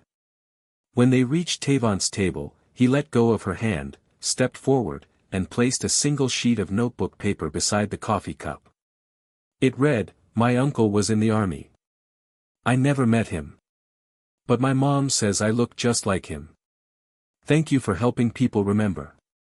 Tavon looked down at the note, then up at the boy. His eyes softened. "You do look like a soldier," he said. The boy beamed. And just like that, another quiet soul had stepped into the light. Because when the quiet ones speak, the world listens. And when they rise, they carry us all with them. The morning the new street sign went up, the town didn't throw a parade. There were no streamers, no confetti, no marching bands or podiums set up for speeches. It happened just after sunrise, under a sky streaked with soft pink and pale orange, while most of the town was still asleep. A maintenance crew from the city quietly arrived with 2 trucks and a cherry picker, and by 7 a.m., the old metal sign that once read West Maple Drive had been removed. In its place, they installed a fresh white sign with simple black lettering. It read, "Silent Service Way." I stood on the corner across the street from Tavon's auto shop, holding a cup of coffee and watching from the sidewalk. A few others were there too, Jackson in civilian clothes, Mrs. Landry in her long coat, a pair of high school students with sketchbooks in hand. Nobody said much. We didn't have to. The silence said enough. Tavon hadn't been told the exact day. It wasn't meant to be a spectacle. But I had a feeling he knew. When he arrived at the shop just after 8, he paused before unlocking the door, his eyes lifting to the sign. He didn't react with surprise. He just looked at it for a long moment, like he was reading something only he could truly understand. Then he turned and walked inside. Later that afternoon, the mayor came by. She didn't make an announcement. She just walked up to the front door of the shop, knocked once, and when Tavon answered, she handed him a simple brass plaque wrapped in soft cloth. No ribbon. No ceremony. Just a quiet offering. Tavon looked at the plaque, ran his fingers over the engraving, then nodded. "Thank you," he said. "It's not for you," the mayor replied. "It's for all of them. But we needed someone to carry it first." Tavon nodded again. "They're still with me." That evening, a small crowd gathered on the sidewalk outside the shop. No one had invited them. Word had just spread. Veterans. Teenagers. Teachers. Mechanics in stained uniforms. Kids holding hands with grandparents. A few brought folding chairs. Others brought candles, unlit but ready. As the sky darkened, someone set up a speaker and played a slow rendition of taps, the notes floating into the twilight like smoke from a quiet fire. Tavon stepped outside, holding the plaque in both hands. The people didn't cheer. They didn't applaud. They simply stood in silence, eyes on the man who had never asked for any of it. Tavon placed the plaque on a small stand next to the sidewalk, right beneath the New Street sign. Then he stepped back and looked out at the faces gathered before him. "I didn't expect this," he said, his voice carrying just enough to reach the back of the crowd. "But I'm grateful. Not for the sign. For what it means. It means the quiet ones weren't forgotten. It means we finally understand that not all service ends when the war does." Someone near the front wiped their eyes. A child leaned against his father's side and whispered, "Is that the man from the picture?" Tavon didn't speak again. He didn't need to. He had given the town everything it needed already. In the days that followed, more people began visiting Silent Service Way. Not just locals, but visitors from neighboring towns. Veterans came from other counties, sometimes alone, sometimes with families who walked slowly beside them, carrying folded flags or faded photographs. Some left letters in the mailbox outside Tavon's shop. Others left coins, flowers, or medals on the small platform beneath the plaque. One afternoon, a man in his 50s stood there for over an hour, not speaking, not moving, just staring at the sign. When I walked by and asked if he needed anything, he shook his head. "I just wanted to stand near it," he said. "My father never got anything like this. But he would have wanted to see it." Inside the shop, Tavon kept working like always. Oil changes, brake repairs, tune-ups. But the atmosphere had shifted. People didn't come just for car parts anymore. They came to listen. To talk. To sit. And Tavon, without ever declaring himself a teacher or a leader, became both. He didn't offer advice unless asked. He didn't retell the same stories over and over.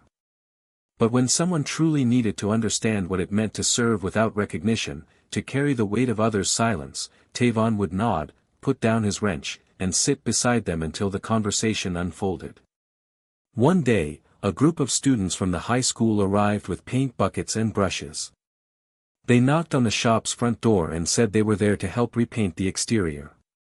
Tavon looked at them for a moment, skeptical, then grumbled something about kids these days, but he let them do it.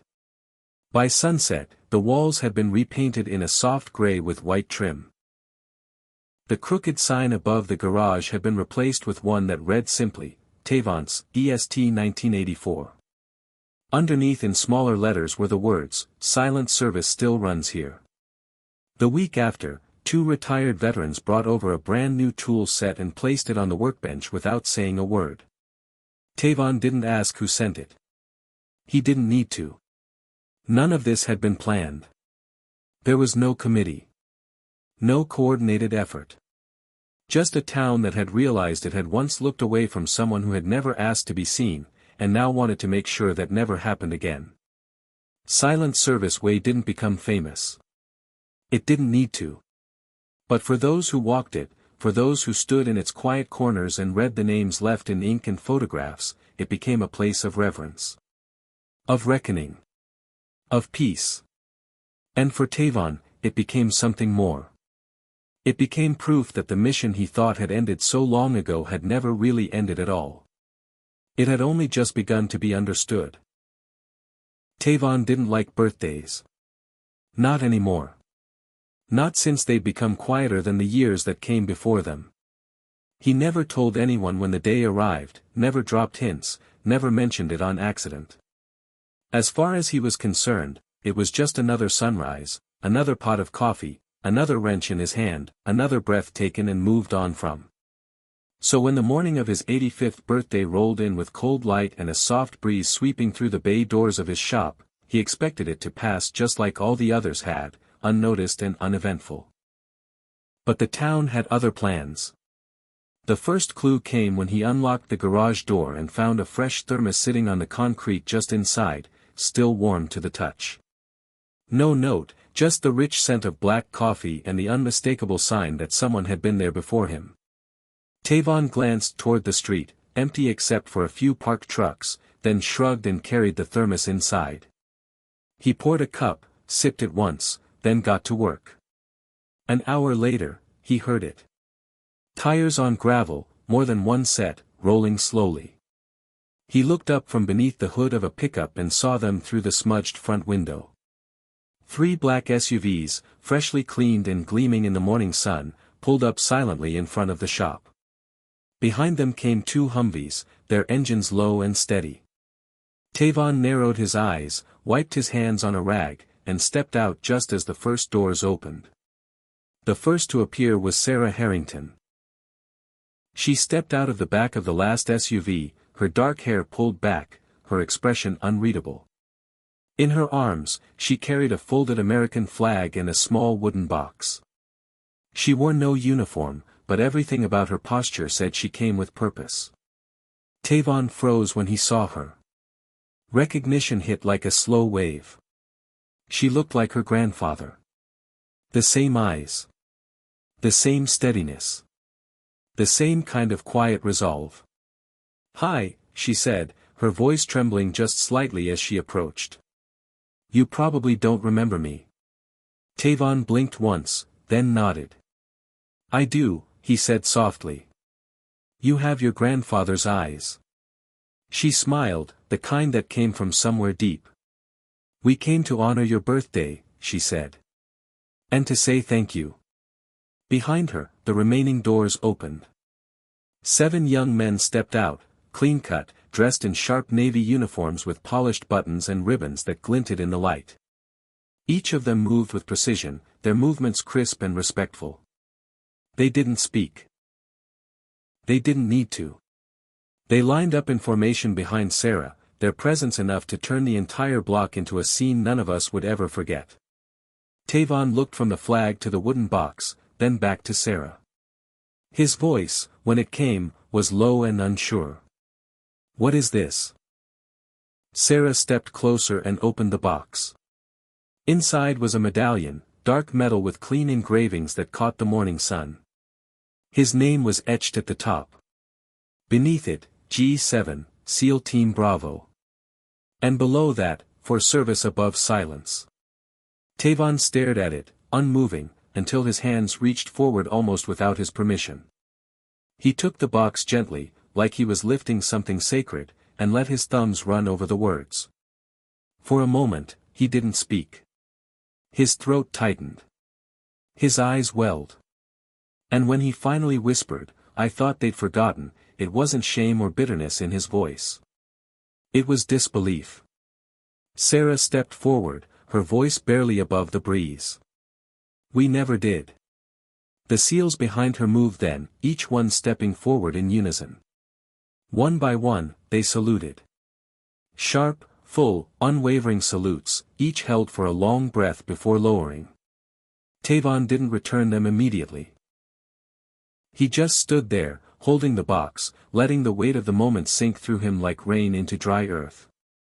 Then, slowly, he raised his right hand to his brow. The silence that followed was complete. Even the breeze seemed to still. Cars paused at stop signs. Conversations across the street faded into stillness. And for one impossible moment, the world centered itself around a man who had never asked for any of it but had earned every second. Sarah stepped closer and took his hand in both of hers. "My grandfather would have been proud to see this," she said. "Proud to know I got to stand here and thank you. Not just for him, but for all of us." Tavon blinked again, then nodded slowly. "He was the best of us." Sarah's smile faltered just slightly as her eyes filled, but she kept her voice strong. "So were you." There was nothing else to say. Not right then. Not with the wind rustling the flag. Not with the medallion held tight in Tavon's hands. Not with the weight of so many unseen years resting gently in the air. The 7 seals stepped back into formation and stood silently, their eyes forward, their respect absolute. The ceremony was over in minutes. No speeches. No cameras. No orders. Just presence. After they left, Tavon sat on the edge of the shop's loading dock, the box still in his hands, his shoulders slightly hunched but somehow lighter than before. I brought him another cup of coffee and sat beside him, not speaking, just letting the quiet settle between us. He looked at the medallion once more, then said, "They didn't have to come all this way." "They did," I said. He nodded. "It means something. More than I thought it would." I didn't answer. I just let the silence stay. The kind he respected. The kind that held more meaning than any birthday card ever could. For the rest of that day, customers came and went, but Tavon didn't work on another engine. He just sat outside, the medallion resting on the table next to his coffee, as if it belonged there, as if it had always been waiting for him to return and claim it. And for once, he didn't resist being seen. He let the world acknowledge what it had nearly forgotten. That some missions never end. Some honors come late. And some birthdays arrive carrying more than cake or candles. They arrive carrying the past, finally honored, finally heard. The morning fog still hung over Grand Steiner when a soft knock came at Tavon's garage door. It was early, earlier than most of the town usually stirred, and Tavon wasn't expecting anyone. He set down his coffee, wiped his hands on a rag, and opened the side door. A boy stood there, no older than 11, his oversized backpack drooping over one shoulder and a baseball cap slightly askew. His name was Corey. Tavon had seen him before, riding his bike past the shop, always alone, sometimes pausing to stare into the open bay before pedaling away.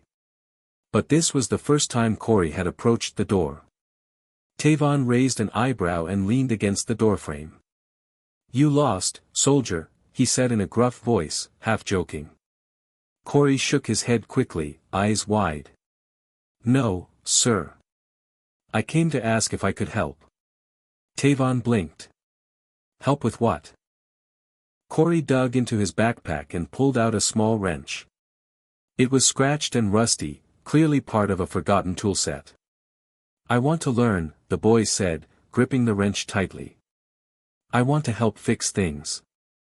My mom says I take everything apart anyway. Might as well learn to do it right." Tavon studied him for a long second. There was something in the kid's face, eager, hopeful, and nervous all at once. He opened the door wider and stepped aside. "All right," he said, pointing toward a pile of brake pads. "Start by sorting those. Steel ones to the left, rubber to the right. Don't mix them up." Corey lit up, scrambling to his task like it was the first day of training camp. Tavon watched him work and found himself smiling without meaning to. He hadn't expected the kid, and he certainly hadn't expected to let him in. But something about Corey reminded him of himself at that age, quiet, scrappy, and looking for a place to belong. By noon, Corey had sorted every pad, wiped down 3 tool trays, and was now sitting on a bucket, watching Tavon change a serpentine belt with focused awe. "Can I try someday?" Corey asked. "If you don't mind." Tavon didn't look up. "Someday. When you stop looking at the tools like they're about to bite you." Corey grinned. "They kind of scare me." "But you don't." Tavon finally looked over, smirking. "That's a mistake." From that day forward, Corey became a regular. He showed up on weekends, sometimes after school, always with that same eager look, always ready to do whatever was needed, sweeping, sorting, fetching. He never asked for money. He didn't talk much, but when he did, his questions were thoughtful. And slowly, Tavon began to open up. He told Corey the names of parts, the rhythm of a good engine, the way you could hear when something wasn't right if you just listened hard enough. One evening, Tavon found Corey staring at the photo board in the back office. It was filled with faces from Tavon's past, old teammates, military buddies, people long gone but never forgotten. Corey pointed to one picture in particular, a young black man in camouflage, smiling beneath a worn helmet. "That one looks like you," he said. "Was he your brother?" Tavon paused, then walked over slowly. "That was Derek. We served together. He saved my life more than once." Corey looked up. "Where is he now?" Tavon's face grew still. "He didn't make it back." Corey nodded solemnly. "I'm sorry." Tavon put a hand on the boy's shoulder. "I think he'd have liked you." Word of Corey's presence at the shop spread slowly. Some raised eyebrows. Others quietly approved. Mrs. Alvarez brought over a pair of gloves in Corey's size. Jackson dropped by one morning and handed Tavon a kid-sized mechanic's apron with Corey's name embroidered on the front. "Thought he might stick around," Jackson said. "Figured he should look the part." Tavon didn't say thank you. But when he handed Corey the apron that afternoon, there was a look in his eyes that said everything. The town began to see something they hadn't seen before, Tavon not just as a veteran or a mechanic or even a local legend, but as a mentor. A builder of more than engines. He was shaping a young life with the same steady hands that had once carried lives through war zones. Corey started walking differently. Straighter. More focused. He began to listen better at school. His teachers noticed. So did his mother, who showed up one afternoon, nervous and holding a tin of cookies. She introduced herself to Tavon, thanked him for whatever it was he was doing that made her son wake up excited and come home beaming. Tavon just nodded and handed her the same coffee he gave everyone else. They sat outside the shop for a long while, not saying much, just watching Corey rinse out a bucket with intense concentration. That weekend, Tavon took Corey to the hardware store. He let the boy choose his own socket set. "You take care of these," he said, "and they'll take care of you." Corey held the kit like it was a treasure. "Will you show me how to use all of them?" Tavon smiled. "That's the plan." Late that evening, after Corey had gone home, Tavon sat on the bench outside the shop, watching the stars blink into the night sky. The street lamp above him flickered gently, and silent service way stretched quiet into the distance. He took a sip of his coffee and closed his eyes for a moment. There were no medals in his hands. No cameras. No speeches. Just the echo of a small boy's laughter from earlier in the day and the weight of a future he was helping shape, one wrench turn at a time. He thought of Derek again, of the sacrifices made by those whose stories never made it home. And then he thought of Corey, wide-eyed, curious, hungry for purpose. Tavon whispered into the dark, "We're still building." Because sometimes the mission wasn't to fight. Sometimes, it was to pass something on.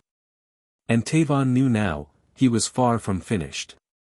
The invitation came in the form of an envelope, no return address, hand-delivered and tucked beneath the garage door one rainy Tuesday morning. Tavon spotted it just as he was about to unlock the shop. He bent slowly, picked it up, and held it for a moment before opening it. The paper inside was thick and cream-colored, the lettering crisp. It read, Veterans Legacy Motorcycle Ride, Honoring the Past, Fueling the Future.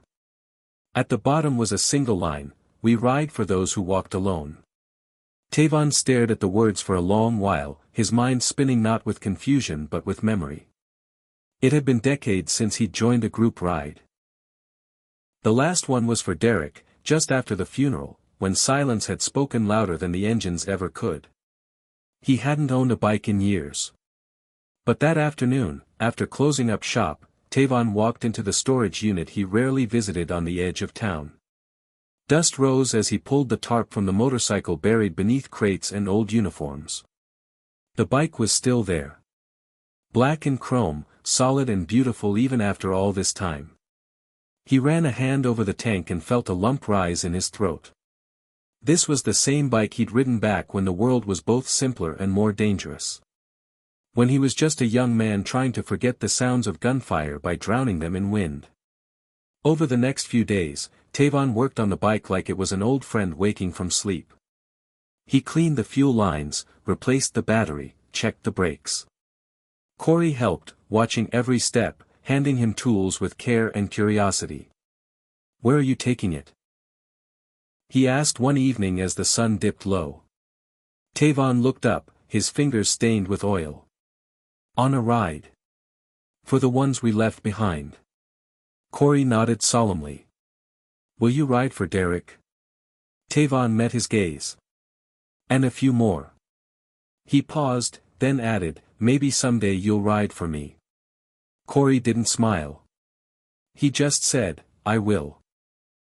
The morning of the ride was misty but warm.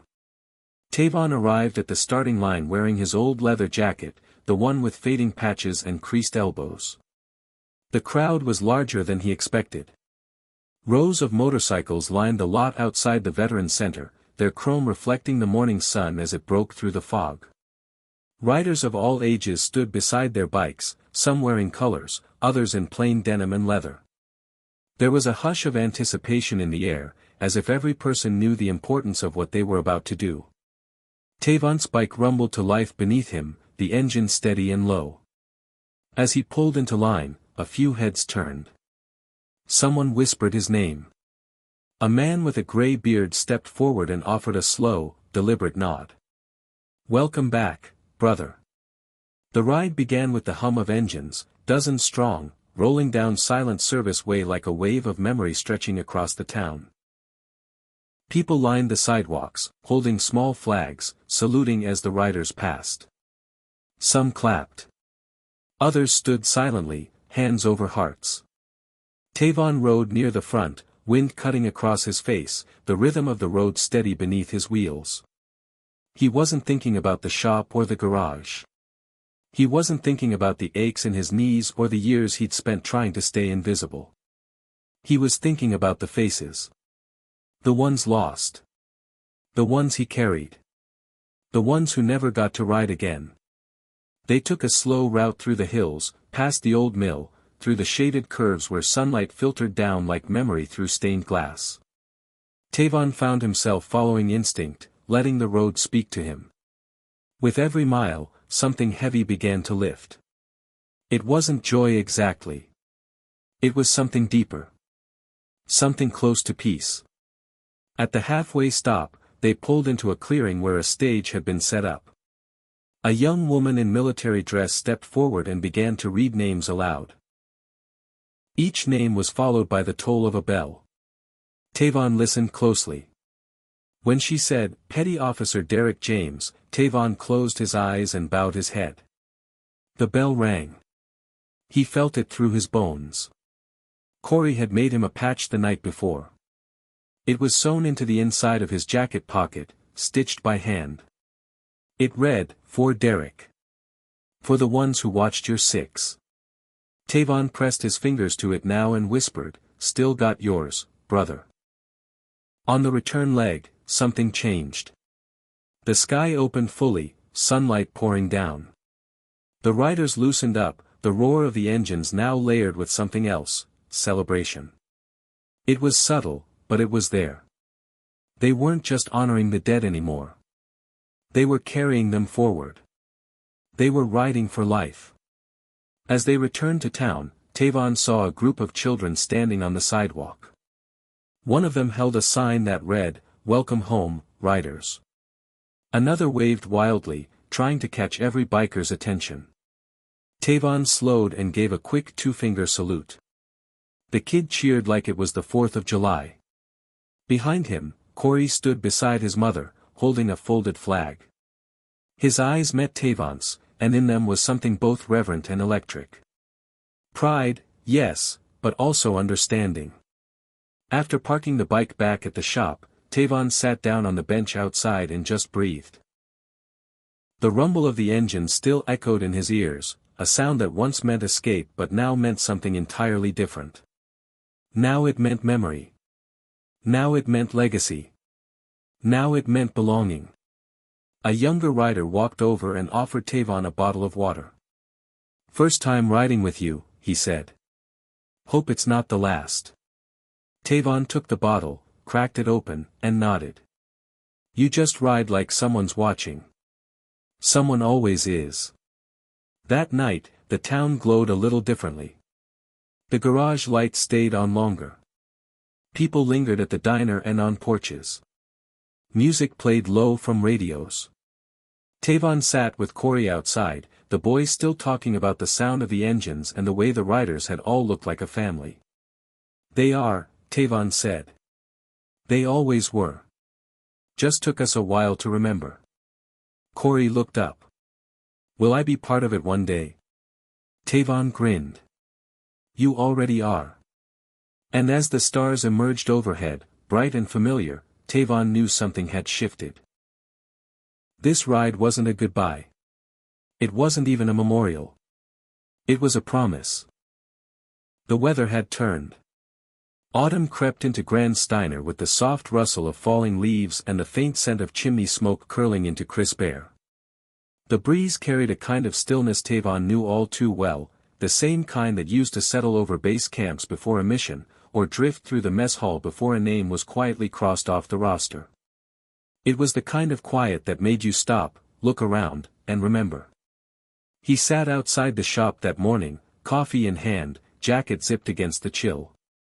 The bike from the memorial ride rested just inside the bay, polished and gleaming, the scent of machine oil lingering in the air. Corey was late, which was unusual.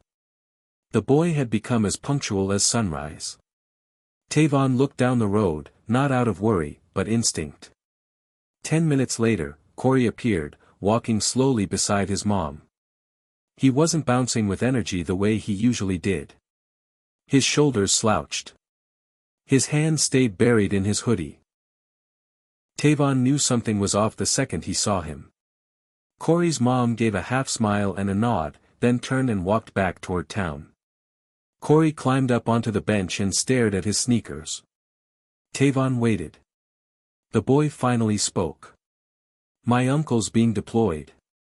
Again. Tavon gave a small nod. "He's a good man." "Yeah," Corey whispered. "But I hate it. Every time he leaves, I get scared he's not coming back." Tavon didn't speak at first. He let the wind fill the space, letting the boy's words hang between them like unfinished sentences. Then he took a slow sip of coffee. "You know what I hated most?" he finally said. "Not the danger. Not the waiting. It was knowing the people I loved were stuck worrying back home." Corey looked up. "So what did you do?" "I learned to carry their love with me instead of their fear. It made me stronger. Gave me something to come back to." Corey didn't reply, but his breathing calmed. He leaned back against the bench, his fingers now playing with the edge of his sleeve. Tavon reached into his jacket and pulled out something small. A patch. The same kind he once wore on missions, but this one had been stitched by hand. It read, "Courage rides quietly." He handed it to Corey. "What's this for?" the boy asked. "To remind you that being scared doesn't mean you're weak. It means you care." And caring takes guts. Corey held the patch like it was something sacred. He didn't say thank you. He didn't have to. That afternoon, the garage was quiet. No appointments. No walk-ins. Just Tavon and Corey, side by side, working on a carburetor from an old Ford engine. Tavon guided the boy's hands through the cleaning process, showing him how each part fit into the whole. Like a unit, Tavon said. Everything working together. One part messes up, the whole thing stalls. Corey nodded, wiping grease from his hands. So it's like a team. Exactly, Tavon replied. No one wins alone. Later, as the sun began to sink, a gust of wind passed through the open bay doors. It rattled the hanging tools and swept a few leaves into the garage. Tavon stood still, eyes narrowing, as if he heard something in it. Not a sound exactly, but a whisper. He walked slowly to the door and stared out at the horizon. Corey noticed. What is it? Tavon hesitated. Nothing. Or maybe everything. Corey joined him at the door. Together they looked out over the street, quiet and gold-lit in the fading day.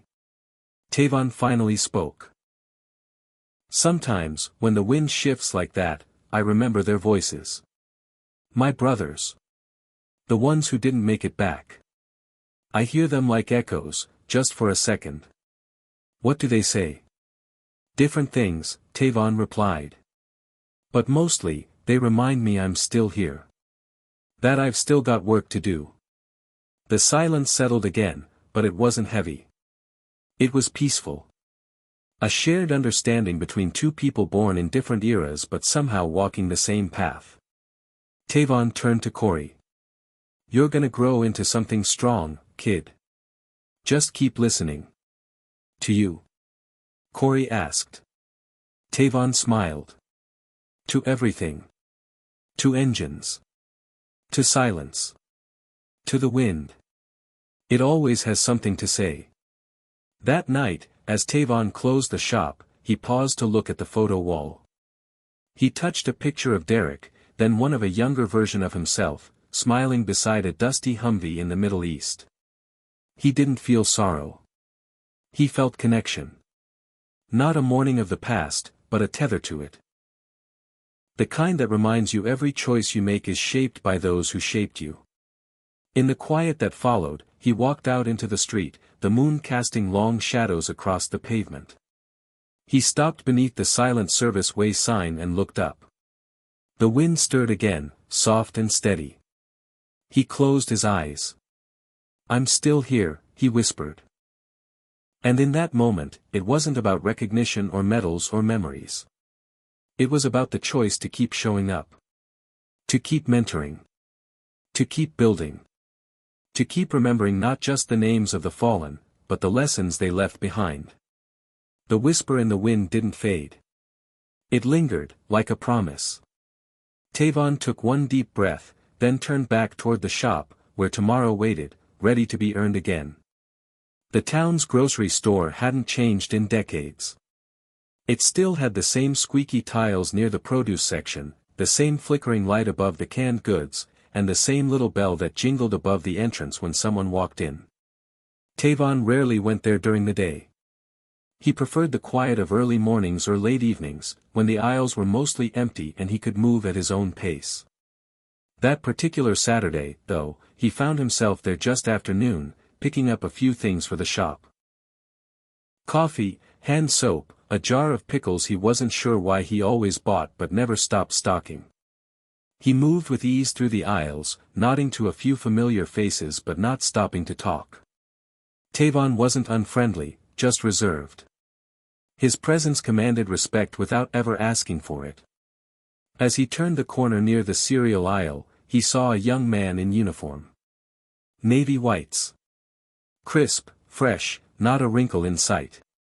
The young man was scanning the shelves, looking confused between two different brands of granola bars. Tavon nearly passed by without a word, but something about the kid's posture gave him pause. He wasn't just shopping. He looked tense, like he didn't want to be seen. Like he wasn't quite comfortable in the skin of his own uniform yet. Tavon cleared his throat. The young man turned sharply, surprised, and instinctively stood a little taller. Tavon nodded at the name tag on his chest. Art McMillan, he read aloud. Fresh out of boot? The kid blinked. Yes, sir. Just got stationed up at the base near Greenpoint. First weekend pass. Tavon smiled slightly. You look like you're still figuring out how to wear that uniform. The kid chuckled nervously. I guess I am. There was a beat of silence, and then McMillan added, I didn't expect to run into anyone here who'd notice. You'd be surprised, Tavon said. This town remembers more than it shows. McMillan relaxed a little, his eyes flicking to the patches on Tavon's old bomber jacket. One in particular caught his attention, the subdued seal trident, barely visible against the worn leather. You were in? He asked quietly. Tavon looked at him, then gave a slow nod. Team Bravo. Long time ago. The kid's eyes widened. My uncle talked about Team Bravo like it was legend. Tavon didn't respond. He just looked the young man over, then reached into his jacket and pulled out a small metal coin. It was worn, edges smoothed from decades of handling. He handed it to McMillan. The kid took it with both hands. It was a challenge coin, engraved with the words, honor. Silence. Brotherhood. McMillan stared at it as if it were a holy relic. That was given to me by someone who didn't make it back, Tavon said quietly. I carried it for years. Think it's time someone else did. I can't take this, McMillan stammered. I haven't earned something like this. Then earn it, Tavon said, locking eyes with him. Every day. Not with words, but with how you carry yourself when no one's watching. McMillan swallowed hard. Yes, sir. Tavon turned to walk away, but before he reached the end of the aisle, he heard the unmistakable sound of a heel clicking against tile.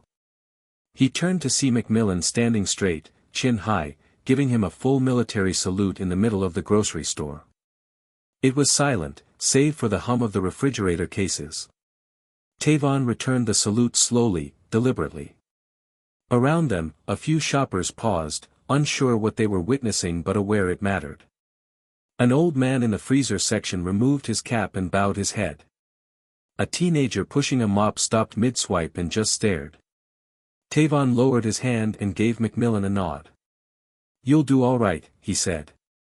McMillan smiled, the kind that came from deep pride and deeper gratitude.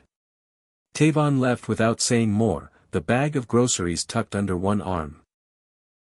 But as he stepped into the sunlight, he realized something had shifted. The world was still moving forward, but for once, it was remembering what had come before. And not just with flags or parades, but in aisles and parking lots, in small gestures and quiet honors.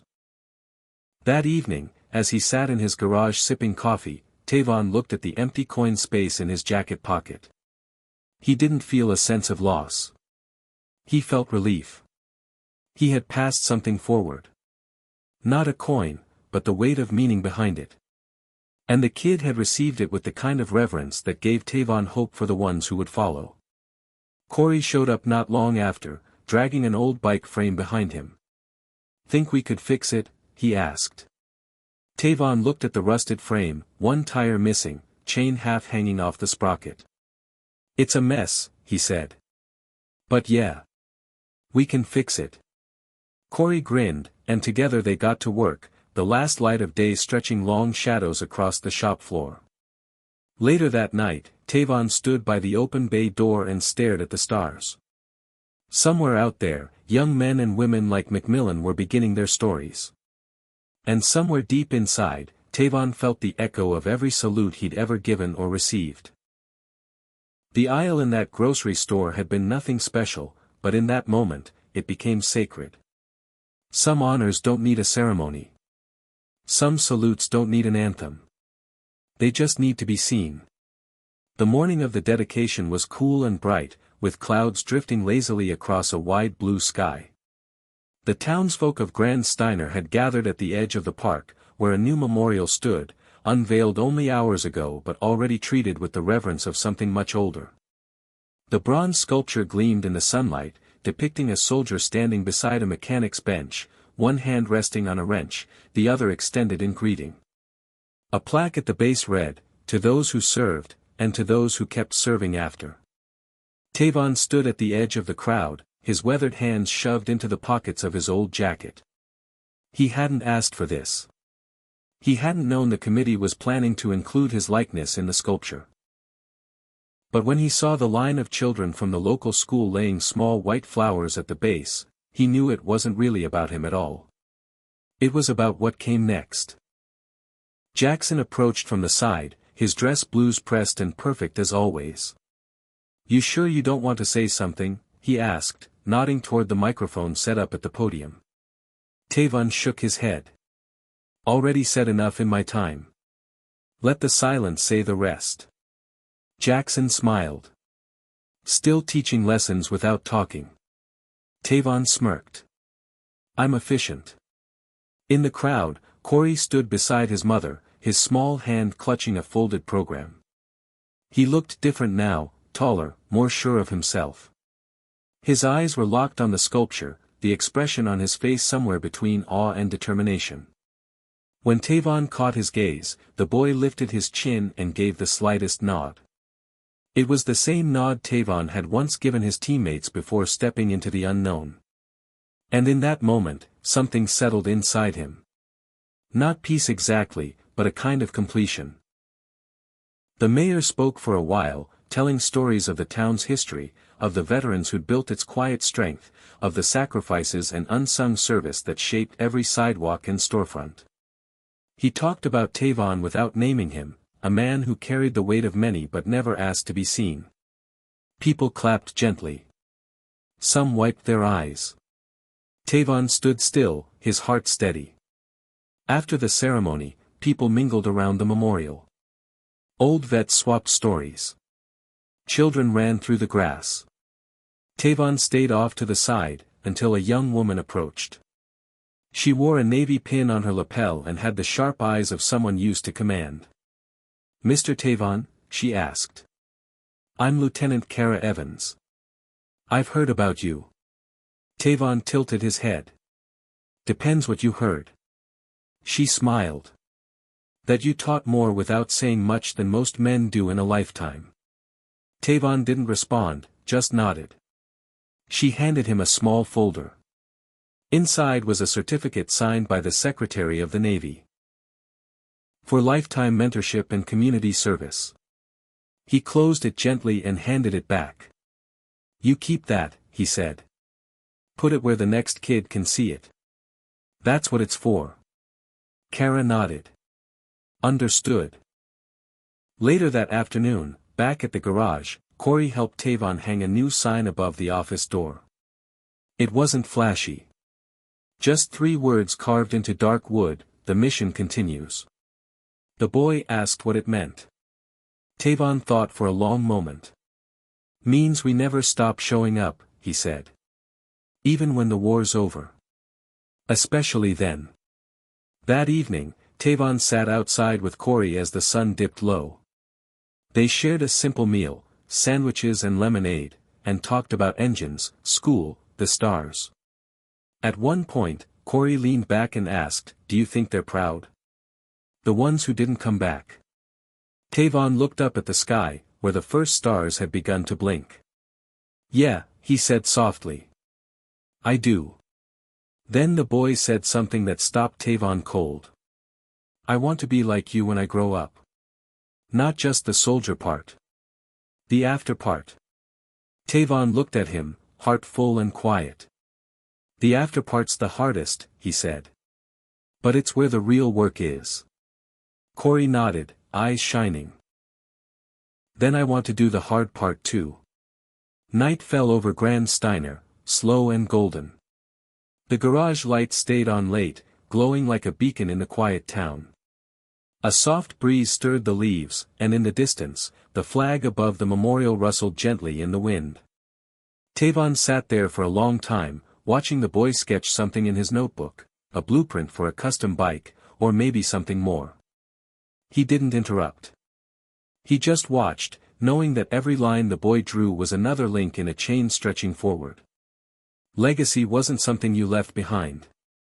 It was something you lived into others. And Tavon? He wasn't done yet. Not even close. Hit subscribe and leave a comment with where you're watching from. This story might just spark a new beginning. What's one thing that always pushes you forward, even when things get tough?